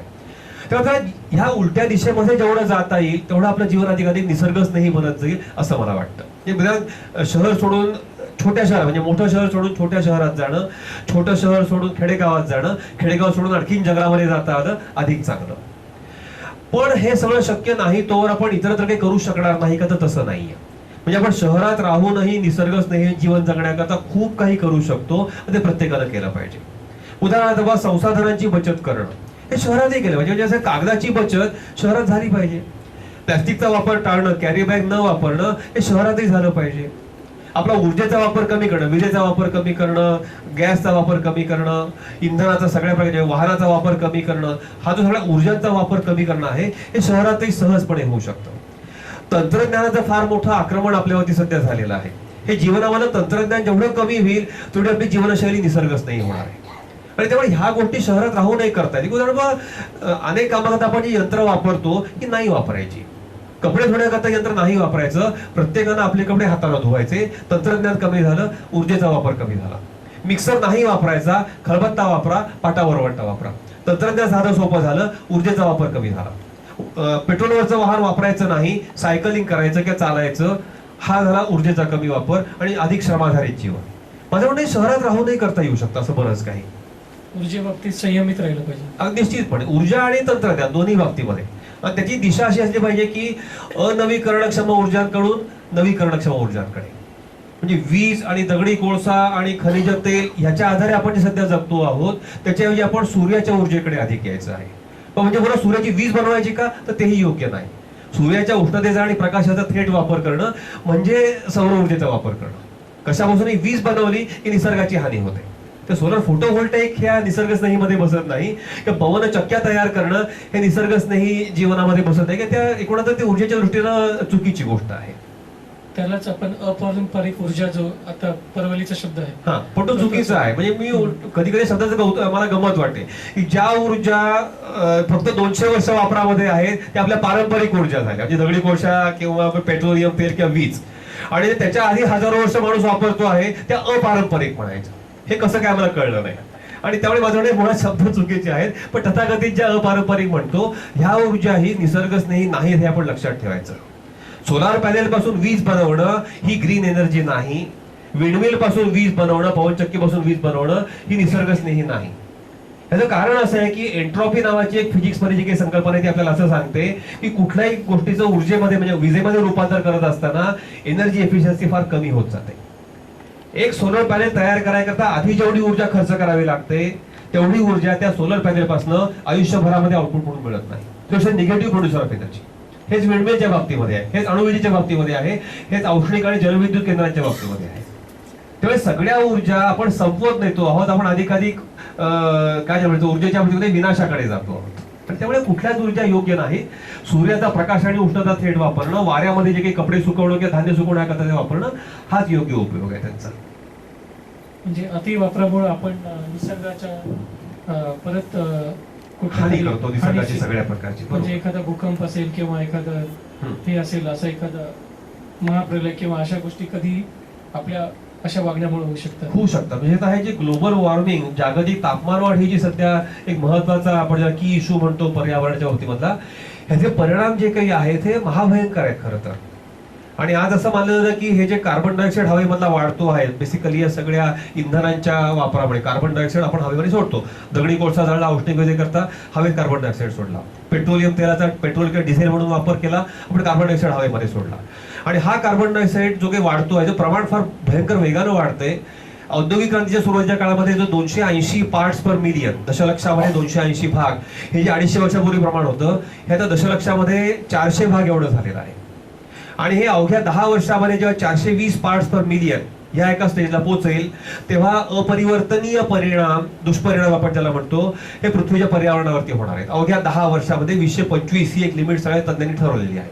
आणि त्याला जे की प्रचंड महाप्रलयासारख्या गोष्टी म्हणजे चक्रीवादळ प्रचंड प्रमाणात होणं, सुनाम्या मोठ्या प्रमाणात येणं, भूकंपाचं प्रमाण वाढणं, बर्फाच्या रूपाचे डोंगरावरती हे पर्वतावरती बर्फ आहे ते वितळणं, त्यामुळे समुद्राची पातळी वाढणं, समुद्राच्या पाण्याचं प्रसरण होणं आणि समुद्राने जमिनीवरती आक्रमण करणं, मोठमोठे भूभाग हे सगळे जमिनीखाली जमीन गिळंकृत केले जाणं समुद्राकडनं, रेन पॅटर्न बदलणं, पावसाचा जो पॅटर्न आहे तो, त्यामुळे पिकं योग्य प्रकारे न घेता येणं, धान्योत्पादन त्यामुळे घटणं, हे सगळे जे अपरिवर्तनीय परिणाम होतील हे आपली काय पृथ्वीवरच्या संपूर्ण जीवनावरती भले मोठे दुष्परिणाम करतील. म्हणजे मानव जातीवर तर करतील, पण फार मोठ्या प्रमाणात आपण इतरांची देखील, इतर जीवजातींची हानी करू.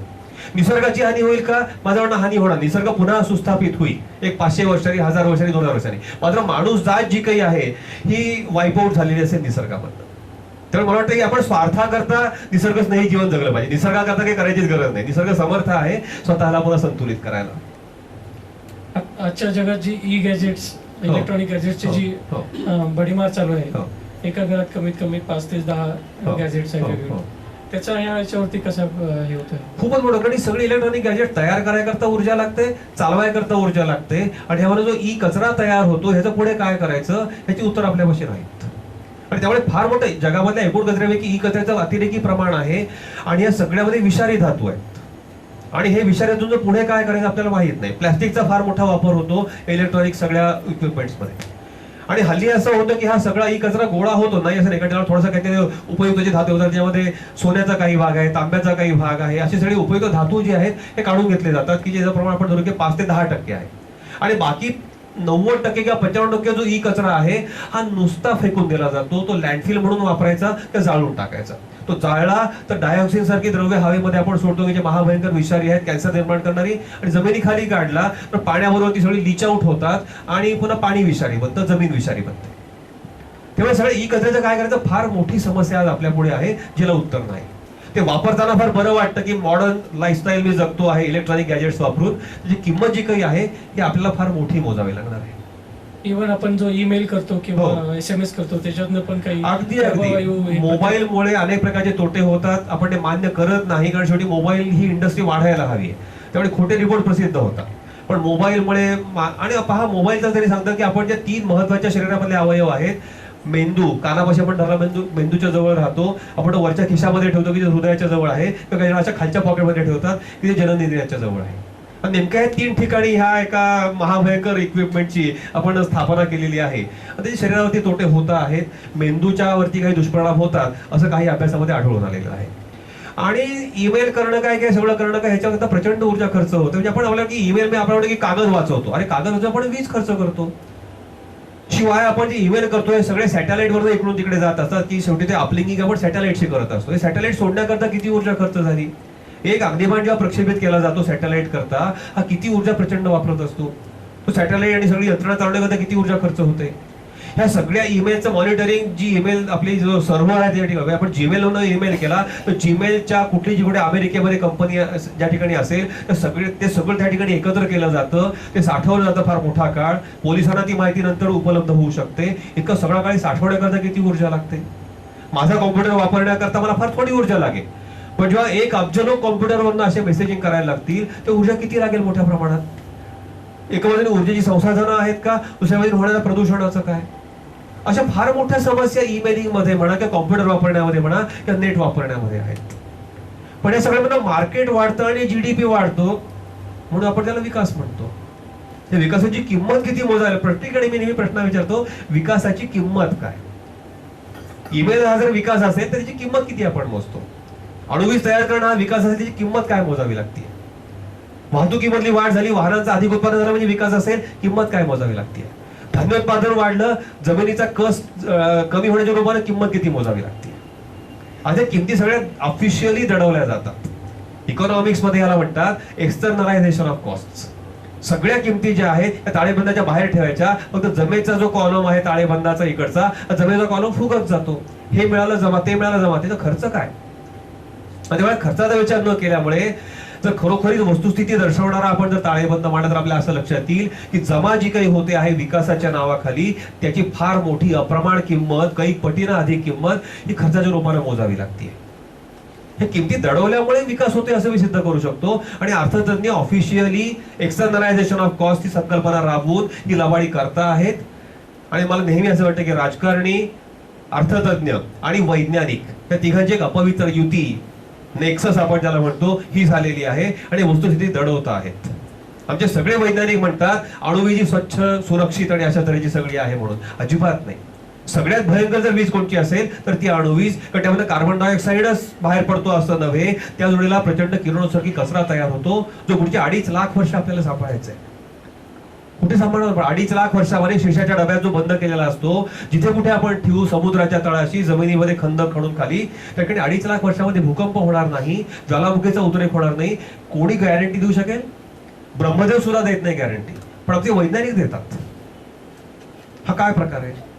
ते डबे ज्या फुटतील कॅनिस्टर्स किंवा अणुवीज केंद्र, एका अणुवीज केंद्राचं सरासरी आयुष्य 50 ते 60 वर्षाचं असतं. ही सगळी अणुवीज केंद्र 60-70 वर्षांनी बंद जेव्हा करावी लागतील, डिकमिशनिंग कसं करायचं एकाही देशापाशी तंत्रज्ञान नाही. फ्रान्स 80% अणुवीज वापरतो, त्याच्याकडे तंत्रज्ञान नाही की डिकमिशन म्हणजे मोडीत कसं काढायचं, त्यातला एक स्क्रू किंवा वायरचा एक तुकडा सुद्धा दुसरीकडे वापरता येत नाही, कारण सगळी द्रव्य किरणोत्सर्गी बनलेली असतात. They are potential nuclear weapons. मी त्या अणुवीज केंद्रावरती आकाशात एक नुसता लोखंडाचा गोळा जरी टाकला तरी अणुवीज केंद्र अणुस्फोटासारखी म्हणजे हिरोशिमावरच्या अणुबॉम्ब सारखी फुटतील आणि विध्वंस घडवून आणतील. पण ही अणुवीज आम्ही स्वच्छ म्हणतो. कारण काय? ती फक्त मधल्या एका टप्प्यामध्ये अणु विभाजन ज्या ठिकाणी होतं तिथे कार्बन डायऑक्साईड बाहेर सोडत नाही म्हणून.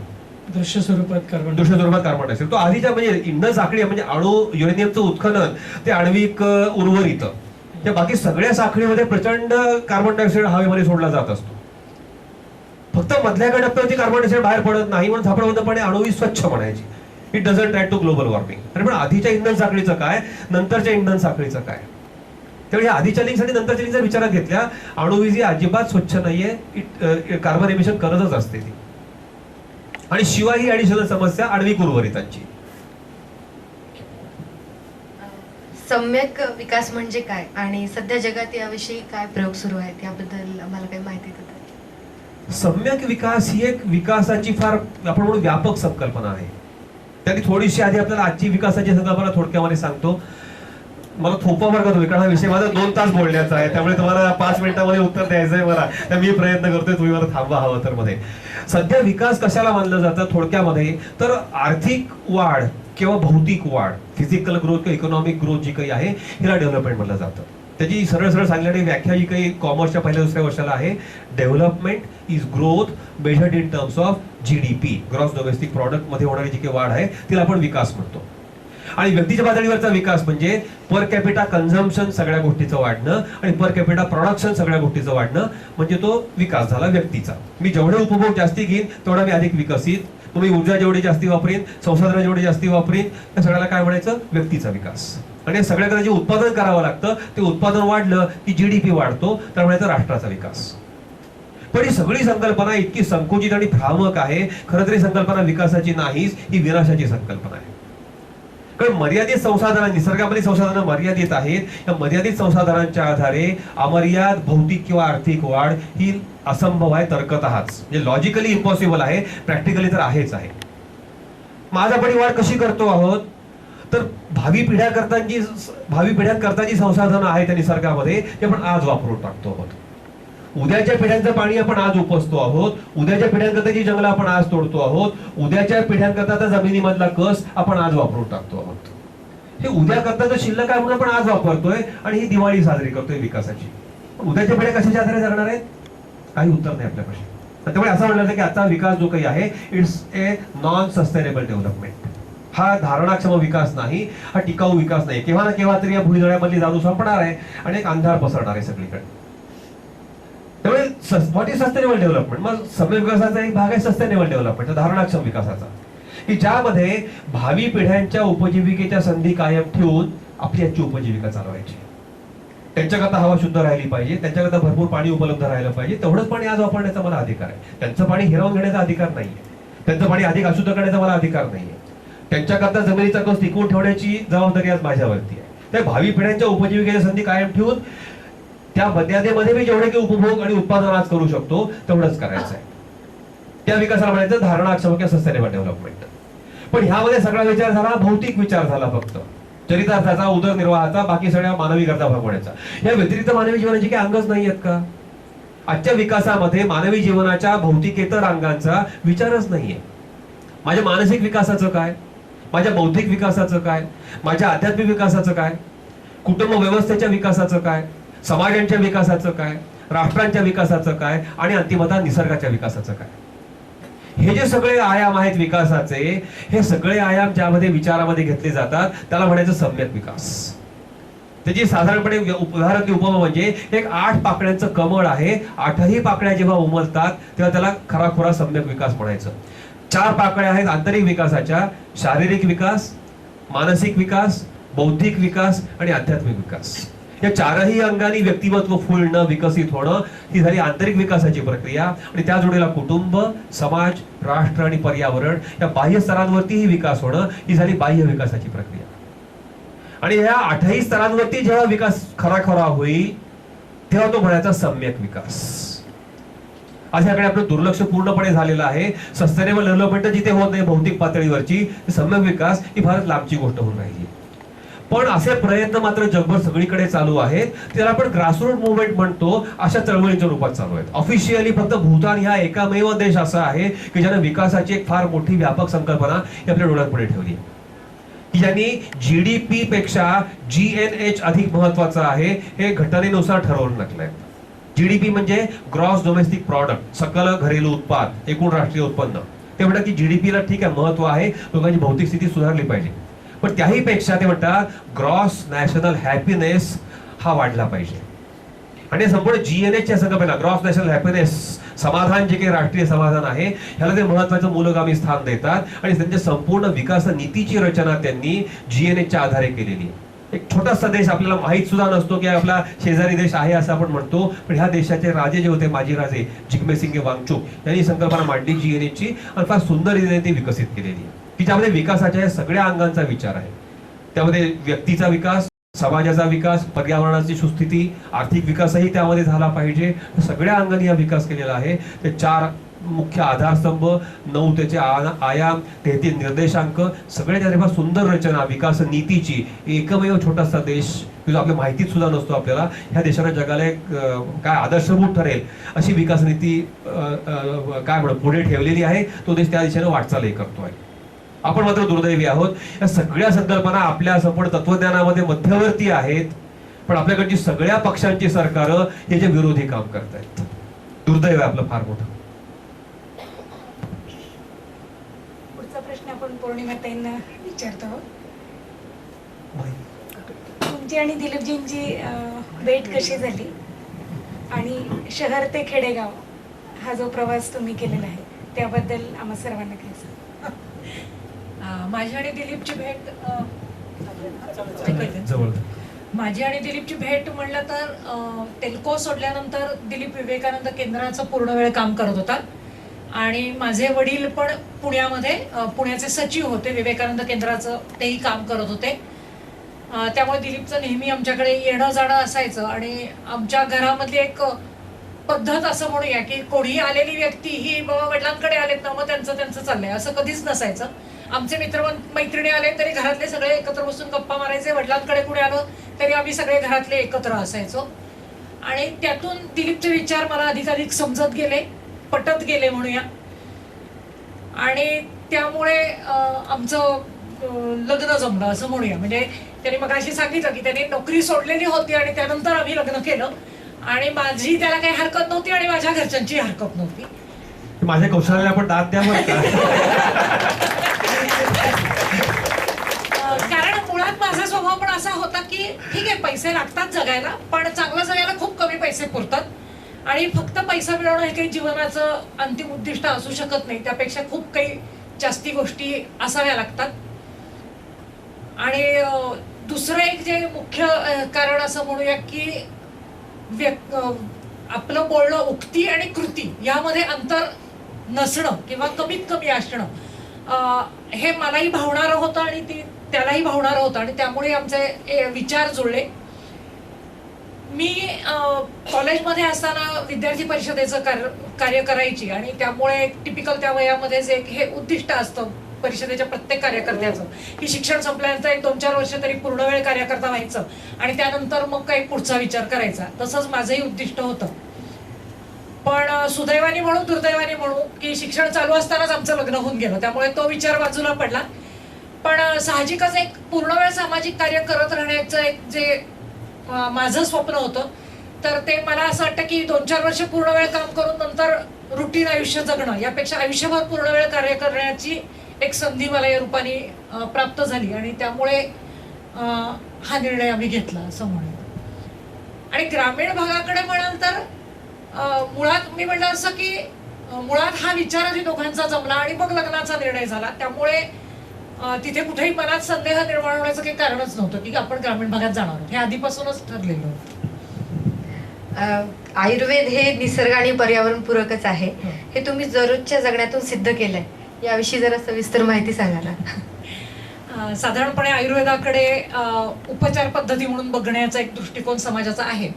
पण आयुर्वेदामध्ये स्वस्थवृत्त हा भाग जो आहे, इथंही मराठा आयुर्वेद ग्रॅज्युएट्स बऱ्यापैकी असतील, तर स्वस्थवृत्त हा जो भाग आहे की स्वास्थ्य प्राप्तीसाठी आपली दिनचर्या आणि ऋतुचर्या कशी असली पाहिजे, तर हा माझ्या दृष्टीने जास्ती महत्त्वाचा भाग होता. आणि जसं आम्ही म्हणलं की निसर्गस्नेही जगणं हा पर्यावरणाच्या रक्षणासाठी एक मूलभूत हे असला पाहिजे आणि तो आपण केला पाहिजे, तर त्याचप्रमाणे आपल्याला पॉझिटिव्ह हेल्थच्या दृष्टीने सकारात्मक आरोग्य प्राप्ती जर करायची असेल तर आयुर्वेद जगणं हाही एक मूलभूत भाग आपल्या आयुष्यामध्ये असला पाहिजे. हे आमच्या दोघांच्या मनामध्ये पहिल्यापासून होतं. आणि त्यामुळे दिनचर्या ऋतुचर्येमध्ये जे काही मार्गदर्शन आयुर्वेदामध्ये केलेलं आहे ते जगण्याचा प्रामाणिक प्रयत्न आम्ही करतो. पूर्णपणे नाही जमत हे मान्य करते, पण जास्तीत जास्त निदान ऋतुमानानुसार आहार विहार असणं, नियमित व्यायाम असणं, झोप, व्यवस्थित विश्रांती होणं, म्हणजे आम्हाला असं वाटतं की आहार व्यायाम आणि झोप या 3 गोष्टींमधली जर नियमितता आपण पाळली तर आरोग्यप्राप्ती निदान 80-90% निश्चितपणे होऊ शकते. आणि त्या दृष्टीने आम्ही प्रयत्न करतो आणि त्याचे रिझल्ट्सही आम्हाला निश्चित मिळालेत की आज आमच्या लग्नाला 30 वर्ष झाली, पण 30 वर्षामध्ये माझी 2 बाळंतपणच सोडली. तर कुठल्याही कारणासाठी आमच्या घरातल्या कुठल्याही सदस्याला कधीही एकही दिवस हॉस्पिटलमध्ये ऍडमिट करावं लागलं नाही, किंवा खरं सांगायचं तर डॉक्टरकडे पण फारसं जावं लागलं नाही, की घरगुती उपचार ज्याला म्हणून किरकोळ आजारांसाठी तेवढ्यावर आमचं भागलेलं आहे. आणि एक मुद्दा मला जोडेल की आयुर्वेदाने सांगितलेली जीवनशैली आणि निसर्गस्नेही जीवनशैली म्हणजे पर्यावरणाच्या करता योग्य जीवनशैली ह्या एकच आहेत. खरं तर ह्यात भेद नाहीच आहे. आयुर्वेदीय जीवनशैली निसर्गस्नेही आपोआप बनूनच जाते. आणि असं मला म्हणजे दोन्ही अंगाने ती जीवनशैली समानच आहे असं मला ह्यामध्ये सांगावं असं वाटतं. अग्निहोत्र तुम्ही रोज अग्निहोत्र हो तुमचं नियमित असतं, हो. त्याबद्दल आम्हा सगळ्यांना थोडी माहिती द्याल का? अग्निहोत्र ही जुन्या काळचं अग्निहोत्र वेगळं की ज्या ठिकाणी अग्नी टिकवून ठेवणं, त्याचं पूजन करणं, असे एक अग्निहोत्री नावाचे विशिष्ट ब्राह्मणांची एक काय म्हणूया परंपरा होती. तशी आता राहिलेली नाहीये. पण अक्कलकोटचे गजानन महाराज यांनी अशी कल्पना मांडली की वायुमंडलाच्या शुद्धीकरता आपण जर सूर्योदय आणि सूर्यास्त हे निसर्गामध्ये 2 महत्वाचे बिंदू आहेत असं म्हणतो की सूर्य उगवत होती वेळ आणि बरोबर सूर्य मावळत होती वेळ. ह्या जर विशिष्ट वेळेला आपण गायीच्या शेण्या म्हणजे आधी पेटवून बरोबर त्याची आग तयार झालेली असताना अक्षता आणि तुपामध्ये गाईच्या तुपामध्ये माखलेल्या अक्षता जर 2 छोटेसे मंत्र म्हणून आहुती दिली तर ती वातावरण शुद्ध करता फार उपयोगी ठरते. आणि आम्हाला असं वाटलं की आपण हा प्रयोग करू. आपण जर पर्यावरणाचं काम करतो, प्रदूषण खूप वाढतं आहे. आता म्हणजे काय चांगली किंवा वाईट गोष्ट म्हणजे कुडाळमध्ये प्रदूषणच नाहीये खरं तर. म्हणजे अग्निहोत्र खरं तर ज्या ठिकाणी प्रदूषण जास्तीत जास्त होतं तिथे केलं पाहिजे.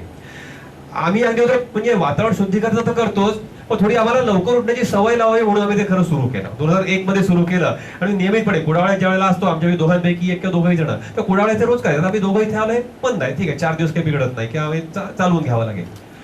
पण लवकर आम्हाला झालं असं की आम्ही तिथे मातीचं घर बांधलं आणि खिडक्या ज्या होत्या लाकडाच्या होत्या, म्हणजे लाकडी फळ्या असल्या आणि वरती कवलं. त्यावेळी सगळं रात्री थंडीमध्ये बंद करून झोपलं की सूर्य उगवला हे सुद्धा कळायचं नाही. आणि केव्हा जरी एकदम जागेच्या अगं पडलं 7:30 वाजले, सूर्य केव्हाच उगवून गेला, आता काय करायचं, मग उशीर थोडा कामाला होणं बघा. पण कामाची घाई नव्हती, मुलांची 10-10:30 शाळा असायची, ते उशीर होणं चालायचं. म्हणजे हे काय बरोबर नाही, आपण थोडंसं लवकर उठलं पाहिजे. मग आम्ही अग्निहोत्र मुद्दाम स्वीकारलं की आपण केव्हा सूर्योदयाच्या आधी अर्धा तास उठू, सगळं तोंड धुणं शौचमुख मार्जन करायचं आणि मग अग्निहोत्राला बरोबर सूर्योदयाच्या वेळेला आपण बसायचं. आणि त्यामुळे खरोखर आता आम्हाला असं की आम्हाला गजराशिवाय सूर्योदयाच्या आधी अर्धा तास सध्या जाग येते. आणि त्यामुळे जीवनशैली सूर्याशी जोडली गेली की ज्यावेळी झालं पाहिजे, सूर्याची जोडलेली जीवनशैली ही असते पाहिजे. म्हणजे सूर्योदयाच्या आधी उठणं हे आम्हाला जमायला लागलं आता. आणि त्यामुळे आता आम्ही असं होतं की गजर न लावताही आम्हाला सूर्योदयाच्या आधी म्हणजे उन्हाळ्यामध्ये जेव्हा 6 वाजता सूर्योदय होतो आम्ही 5:30ला उठतो. सध्या हिवाळी दिवसामध्ये साधारणपणे 7-7:15ला सूर्योदय होतो, आम्ही 6:30ला उठतो. ती वेळ पुढे मागे होते. आम्ही गजर लावून मुद्दाम अमुक वेळेला उठायचं असं करत नाही, पण सूर्योदयाच्या आधी उठणं हे जमायला लागलं. त्याचे आरोग्यावरती जो काही सुपरिणाम आहे हा आम्हाला उपयोगी ठरतो. धन्यवाद सर. तर शेवटच्या प्रश्नाकडे येत आहे. आमच्या संस्थेमध्ये आम्ही असं समजतो की आम्ही बरंचसं चांगलं सामाजिक काम करतो. आमच्यासाठी तुमचा जो काही मागचा एक आमच्या संदर्भात अनुभव असेल आणि आत्ताही आला तर तुम्ही काही मार्गदर्शन करू शकाल का पर्यावरण स्नेहासाठी? हा, म्हणजे तो संस्थेसाठी तर असेल, माझं म्हणणं प्रत्येकानं आपलं जीवन जे काही आहे हे निसर्गस्नेही केलं पाहिजे. ही म्हणजे आता म्हणा ते प्री कंडिशन आहे. So पुढच्या भावी काळामध्ये जर आपल्याला खरोखर टिकून राहायचं असेल, म्हणजे विकसित होणं सोडून देऊ, अस्तित्व टिकून राहायचं असेल आपलं मानव जातीचं, तर आपल्याला निसर्गस्नेही जीवनशैली ही अंमलामध्ये आणावीच लागेल. ती एकूणच जगण्याची एक मूलभूत अट आहे. म्हणजे कोणत्याही काळात माणूस कधी निसर्गाविरोधी जगू शकत नाही. आपण काही चुकीच्या विचारांनी भारले गेलो तर त्यामुळे 250 वर्ष आपण हा निसर्गविरोधी जगण्याचा एक विडा उचलला की कुठेतरी चुकीच्या संकल्पना विकासाविषयीच्या मांडल्या गेल्या तर आपण शिरोधार्य मानल्या. म्हणजे उदाहरण द्यायला करता मी थोडक्यात 5 मिनिटं उत्तर देऊन थांबतो की महाभारतामध्ये फार रूपकात्मक रीतीने एक गोष्ट सांगितली. धृतराष्ट्र जो काही आहे हा जन्मांध आहे, पण जी पत्नी जी आहे गांधारी ती खरं तर डोळस आहे मुळामध्ये. पण आपला नवरा आंधळा आहे आणि पत्नीनं नवऱ्याच्या मागे गेलं पाहिजे, पण तिला डोळ्यावरती पट्टी बांधलेली असते आणि ती काय महाभारतामध्ये डोळ्यावर पट्टी बांधून वावरत असते. तसं आपलं विकासाच्या बाबतीमध्ये झालंय की विकास म्हणजे काय, खरं तर भारतीय ऋषीमुनींनी, तत्वज्ञांनी, विचारवंतांनी, संतांनी हजारो वर्ष आपल्याकडे म्हणजे अगदी वेदकाळापासूनची ही परंपरा अगदी आजकाल म्हणजे अलीकडच्या आधी काय विवेकानंद किंवा गांधीजींपर्यंत सारख्या व्यक्तींनी संकल्पना संतांनी मांडलेली असताना आम्ही पूर्णपणे ह्याविषयी अंध झालेलो आहोत आणि ज्याला विकासाविषयी काहीही माहिती नाही एक कणभर सुद्धा. अशा पाश्चात्याने जी संकल्पना मांडली, जीडीपी मधली वाढ म्हणजे विकास किंवा उपभोगामधली वाढ म्हणजे विकास, मी असं म्हणतो की हे जे विकासाची संकल्पना आजची मांडणारे आहे हे धृतराष्ट्रासारखे जन्मांध आहेत. त्यांना विकास म्हणजे काय माहितच नाहीये. आणि आहे ज्याला सगळं माहिती आहे, ज्यांनी वाचलेलं आहे, अनुभवलेलं आहे, हिंदुत्वामध्ये म्हणा किंवा कुठल्याही भारतीय बौद्ध धर्मामध्ये असो, कुठल्याही जैन परंपरेमध्ये असो, विकास म्हणजे काय सांगितलं गेलेलं आहे. अतिशय त्याच्या आतापासून इथेपर्यंत म्हणजे व्यक्ती, कुटुंब, समाज, राष्ट्र, पर्यावरण सर्व स्तरांवरती विकासाचा विचार झालेला आहे. हा आम्ही विसरलेलो आहोत आणि आम्ही आमच्या डोळ्यावरती गांधारीसारखी पट्टी बांधून त्या आंधळ्यांच्या मागे लागलो विकास विकास विकास करत. आणि त्यामुळे अनेक चुकीच्या गोष्टी आपण विकास म्हणून करतो आणि ह्या चुकीच्या गोष्टी करत असताना आपली हानी होते. जी त्यांची आधी झाली ती आमची आज होणार आहे, आमच्या मागून दिली त्यांची उद्या होणार आहे. तर ही जर टाळायची असेल तर सगळ्या ठिकाणी निसर्गस्नेहिता ही जपली गेलीच पाहिजे. मग ती खरा व्यक्तीच्या जीवनामध्ये, कौटुंबिक जीवनामध्ये, सामाजिक जीवनामध्ये, संस्थागत जीवनामध्ये म्हणजे कार्यालयांमध्ये, हॉस्पिटलांमध्ये, कुठल्याही रेस्टॉरंटमध्ये, प्रवासात, सहलीत, कुठे ज्या ठिकाणी आपण जाऊ निसर्गाचं रक्षण करणं आणि निसर्गाला जगवून आपण जगणं. आज निसर्गाची हानी करून मानव विकसित होऊ शकतो हा जो एक भ्रम निर्माण केलेला आहे हा मला वाटतं फार पहिल्यांदा दूर झाला पाहिजे. आणि हे एकदा जगण्याचं सूत्र ठरलं की मला वाटतं मग त्याच्यामध्ये तपशील भरण्याकरता भरपूर काही वाव आहे. माझं जगणं मी स्वतः तपासायचंय. म्हणजे समज निर्माण झाली एक आपल्या सगळ्या जगण्याविषयीची की मग मला असं जगायचं, मग मी काय करतो, मग मी कुठे कुठे चूक करतो आहे, निसर्गाची हानी कुठे कुठे करतोय, हे माझं मी स्वतःला तपासायचं. माझ्या कुटुंबात निसर्गाची हानी कुठे कुठे होते आहे, सामाजिक जीवनात कुठे कुठे होते आहे, वाहन वापरताना कुठे होते, हॉस्पिटलमध्ये कुठे होते, आपण हे तपासत राहूया. आणि ज्या ज्या ठिकाणी आपण निसर्गाची अतिरेकी हानी करतो आहोत विकास करून घेण्याकरता, तथाकथित विकास करण्याकरता, ही आपण टाळली पाहिजे. आणि 4R जे काही सूत्र आपण म्हणतो की 4Rs, इंग्रजीमध्ये R न सुरू होणारे 4 शब्द, ह्या एका सूत्राच्या आधारे आपण जर पुढे गेलो की पहिला R आहे रिफ्यूज. बऱ्याचशा गोष्टी ह्या आपल्याला नाकाराव्या जातील कारण निसर्गाची हानी करतात आणि माझी आतून हानी करतात. दुसरी गोष्ट जे मी रिफ्यूज करू शकत नाही ते रिड्यूस करणं, कमी करणं, त्याचा वापर जो काही आहे तो. चैनी आहेत त्या टाळणं, गरजापुरतं सीमित राहणं, याला आपण म्हणतो की रिड्यूस करणं. आपण चैनी टाळले की आपण आपल्या आपोआप सगळ्या ऊर्जेची गरज, संसाधनांची गरज कमी होत जाते. I can reduce. तिसरं सूत्र आहे रियूज. जे काही मी वापर करतो आहे हा पूर्ण वापर त्या वस्तूचा होईल ना, मग तो कागद असेल, प्लास्टिक असेल, आणखीन काही कुठल्या गोष्टी, ऊर्जा असेल, काही असेल, त्याचा पूर्ण वापर होतोय ना, कपडे असतील, हा केला पाहिजे. आणि चौथा R आहे रिसायकल. जे पूर्ण वापरून मी फेकून देणार आहे हे मला कचरा म्हणून फेकून न देता त्यापासून पुन्हा काहीतरी बनेल हे पाहणं, हा झाला चौथा R. ह्या 4Rच्या आधारे आपण आपली संपूर्ण कार्यशैली, जीवनशैली ही जर राखली तर आपलं जीवन आपोआपच निसर्गस्नेही बनत जातं. मग आपला ऊर्जांचा वापर कमी होतो, संसाधनांचा वापर कमी होतो, अनवीकरणक्षम ऊर्जा आणि अनवीकरणक्षम ऊर्जा संसाधनं ह्याकडून आपण नवीकरणक्षम ऊर्जा आणि नवीकरणक्षम संसाधनं ह्याकडे येतो. अविघटनक्षम कचऱ्याकडून आपण विघटनक्षम कचऱ्याकडे येतो. जीवनाची गती कमी होते, जीवनाचं क्षेत्र कमी होतं, जीवनातली गुंतागुंत कमी होते. हे सगळं कमी झालं यामुळे की मनावरचा ताण कमी होतो आणि मानसिक ताणामुळे म्हणजे स्ट्रेसमुळे ज्या काही आपल्याला आता हल्ली व्याधी मोठ्या प्रमाणात वाढत आहेत त्या आपोआप कमी होतात. माझं मन अधिकाधिक संतुलित राहतं, माझ्या मानसिक विकासाला प्रारंभ होतो. हे विचार असेल तर समजून घेणं हा माझा बौद्धिक विकास आहे. विकासाची योग्य संकल्पना कोणची, योग्य काय अयोग्य काय ह्याची मला निवड करता येणं, विवेक माझा जागृत होणं, ही झाली बौद्धिक विकास. आणि ह्या सगळ्यामधनं आपला जो खराखुरा विकास आहे आपण म्हणतो आध्यात्मिक विकास, नराचा नारायण होणं, या दिशेमध्ये पुढे जात राहणं, जाणीवांचा विस्तार होणं, evolution of consciousness, expansion of consciousness, ह्या झाला आध्यात्मिक विकास. ज्या व्यक्ती या तऱ्हेने विकसित व्हायला लागेल त्या कुटुंब आपोआप चांगली बनत जातील. कौटुंबिक स्वास्थ्य, कौटुंबिक ज्याला आपण सुसंवाद, एकोपा हा वाढायला लागेल आणि कौटुंबिक स्तरावरच्या ज्या आजच्या समस्या आहेत यांचा लय होईल. अशी कुटुंब चांगला समाज घडवतील, असे समाज चांगलं राष्ट्र घडवतील आणि अशी राष्ट्र एक बार युद्धखोरी आणि लुबाडणूक, वसाहतवाद, शोषण न करता निसर्गाचं दोहन करून जगायला लागतील. पर्यावरणाची सुस्थिती टिकून राहील आणि त्याचाही विकास होऊ शकेल. सगळं जोडलं जात आहे माझेही उपभोग किती आहेत ह्या एका गोष्टीशी. So I must refuse, I must reduce, I must reuse and I must recycle. ह्या 4 तत्वांच्या आधारे व्यक्तीला आपल्या जीवनाला आकार देण्यामधूनच हा जो सम्यक विकास आहे हा प्रत्यक्षामध्ये येणार. मला वाटतं आपण प्रत्येक ठिकाणी म्हणजे हॉस्पिटल हा आता एक विषय इथे आहे म्हणून, पण हॉस्पिटलच्या बाहेरही जग आहे ना आपलं स्वतःचं. आपण एक पालक आहोत, आपण आपल्यापैकी काही जण की इतर कामं करत असतील, आपण समाजामध्ये काही चांगली कामं करत असाल. प्रत्येक ठिकाणी दृष्टिकोन हा असला पाहिजे, निसर्गाच्या साथीत मी कसा जगू शकतो, निसर्गावरचा माझा भार मी कसा कमी करू शकतो. धन्यवाद. अजून एक प्रश्न आहे. बर, ते तुमचे प्रश्न संपले, त्यांचे अजून आहे. नाही, मला वाटतं शेवटचा प्रश्न नाही, म्हणजे नाही, जो आमच्या सर्वांसाठी त्याचं उत्तर खूप महत्वाचं असणार आहे. उत्तम आर्थिक नियोजन याविषयी आम्हाला काय सांगाल?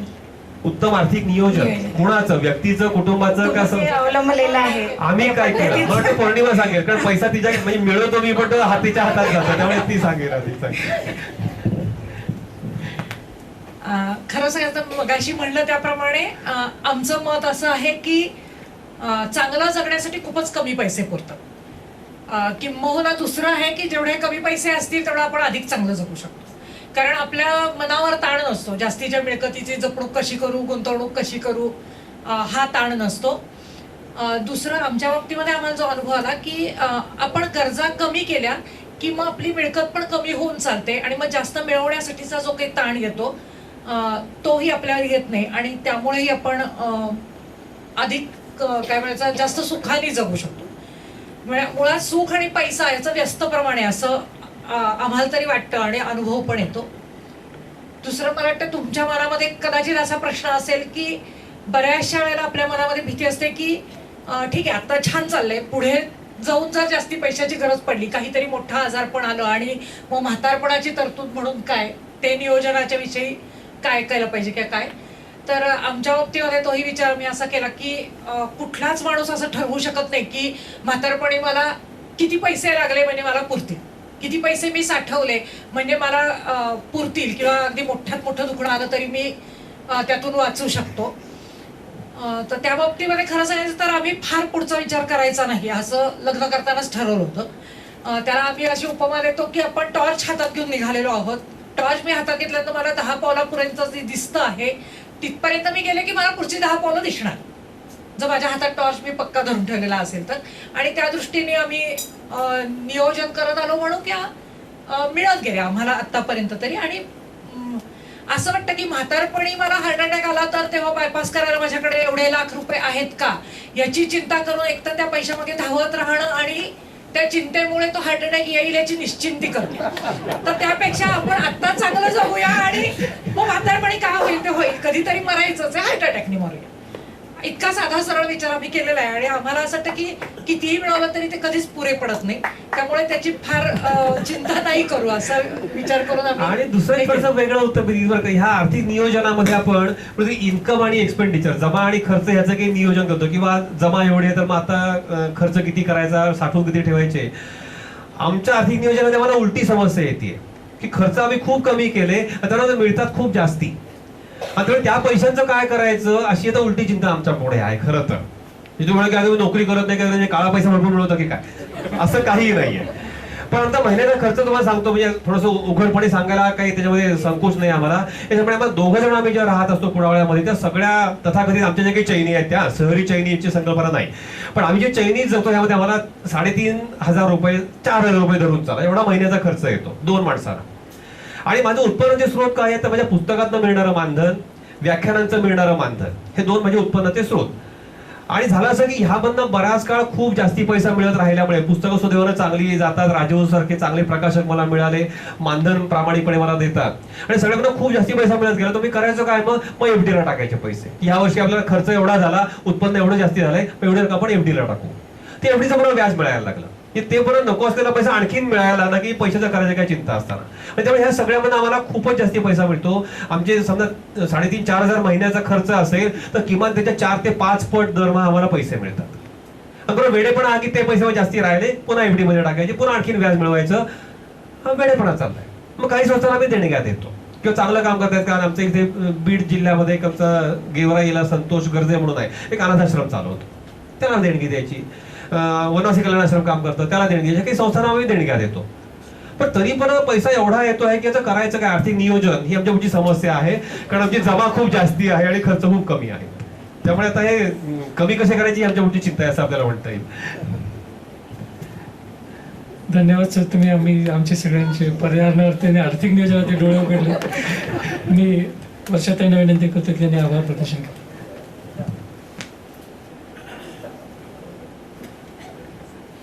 समारोपाकडे आपण वळतो आहोत. त्यापूर्वी मी डॉक्टर विकास रत्नबारकी सरांना विनंती करते की त्यांनी आलेल्या अतिथींचं डॉक्टर नरेंद्र कुलकर्णी सरांना विनंती करते की त्यांनी पाहुण्यांना सन्मान चिन्ह देऊन त्यांचा सन्मान करा.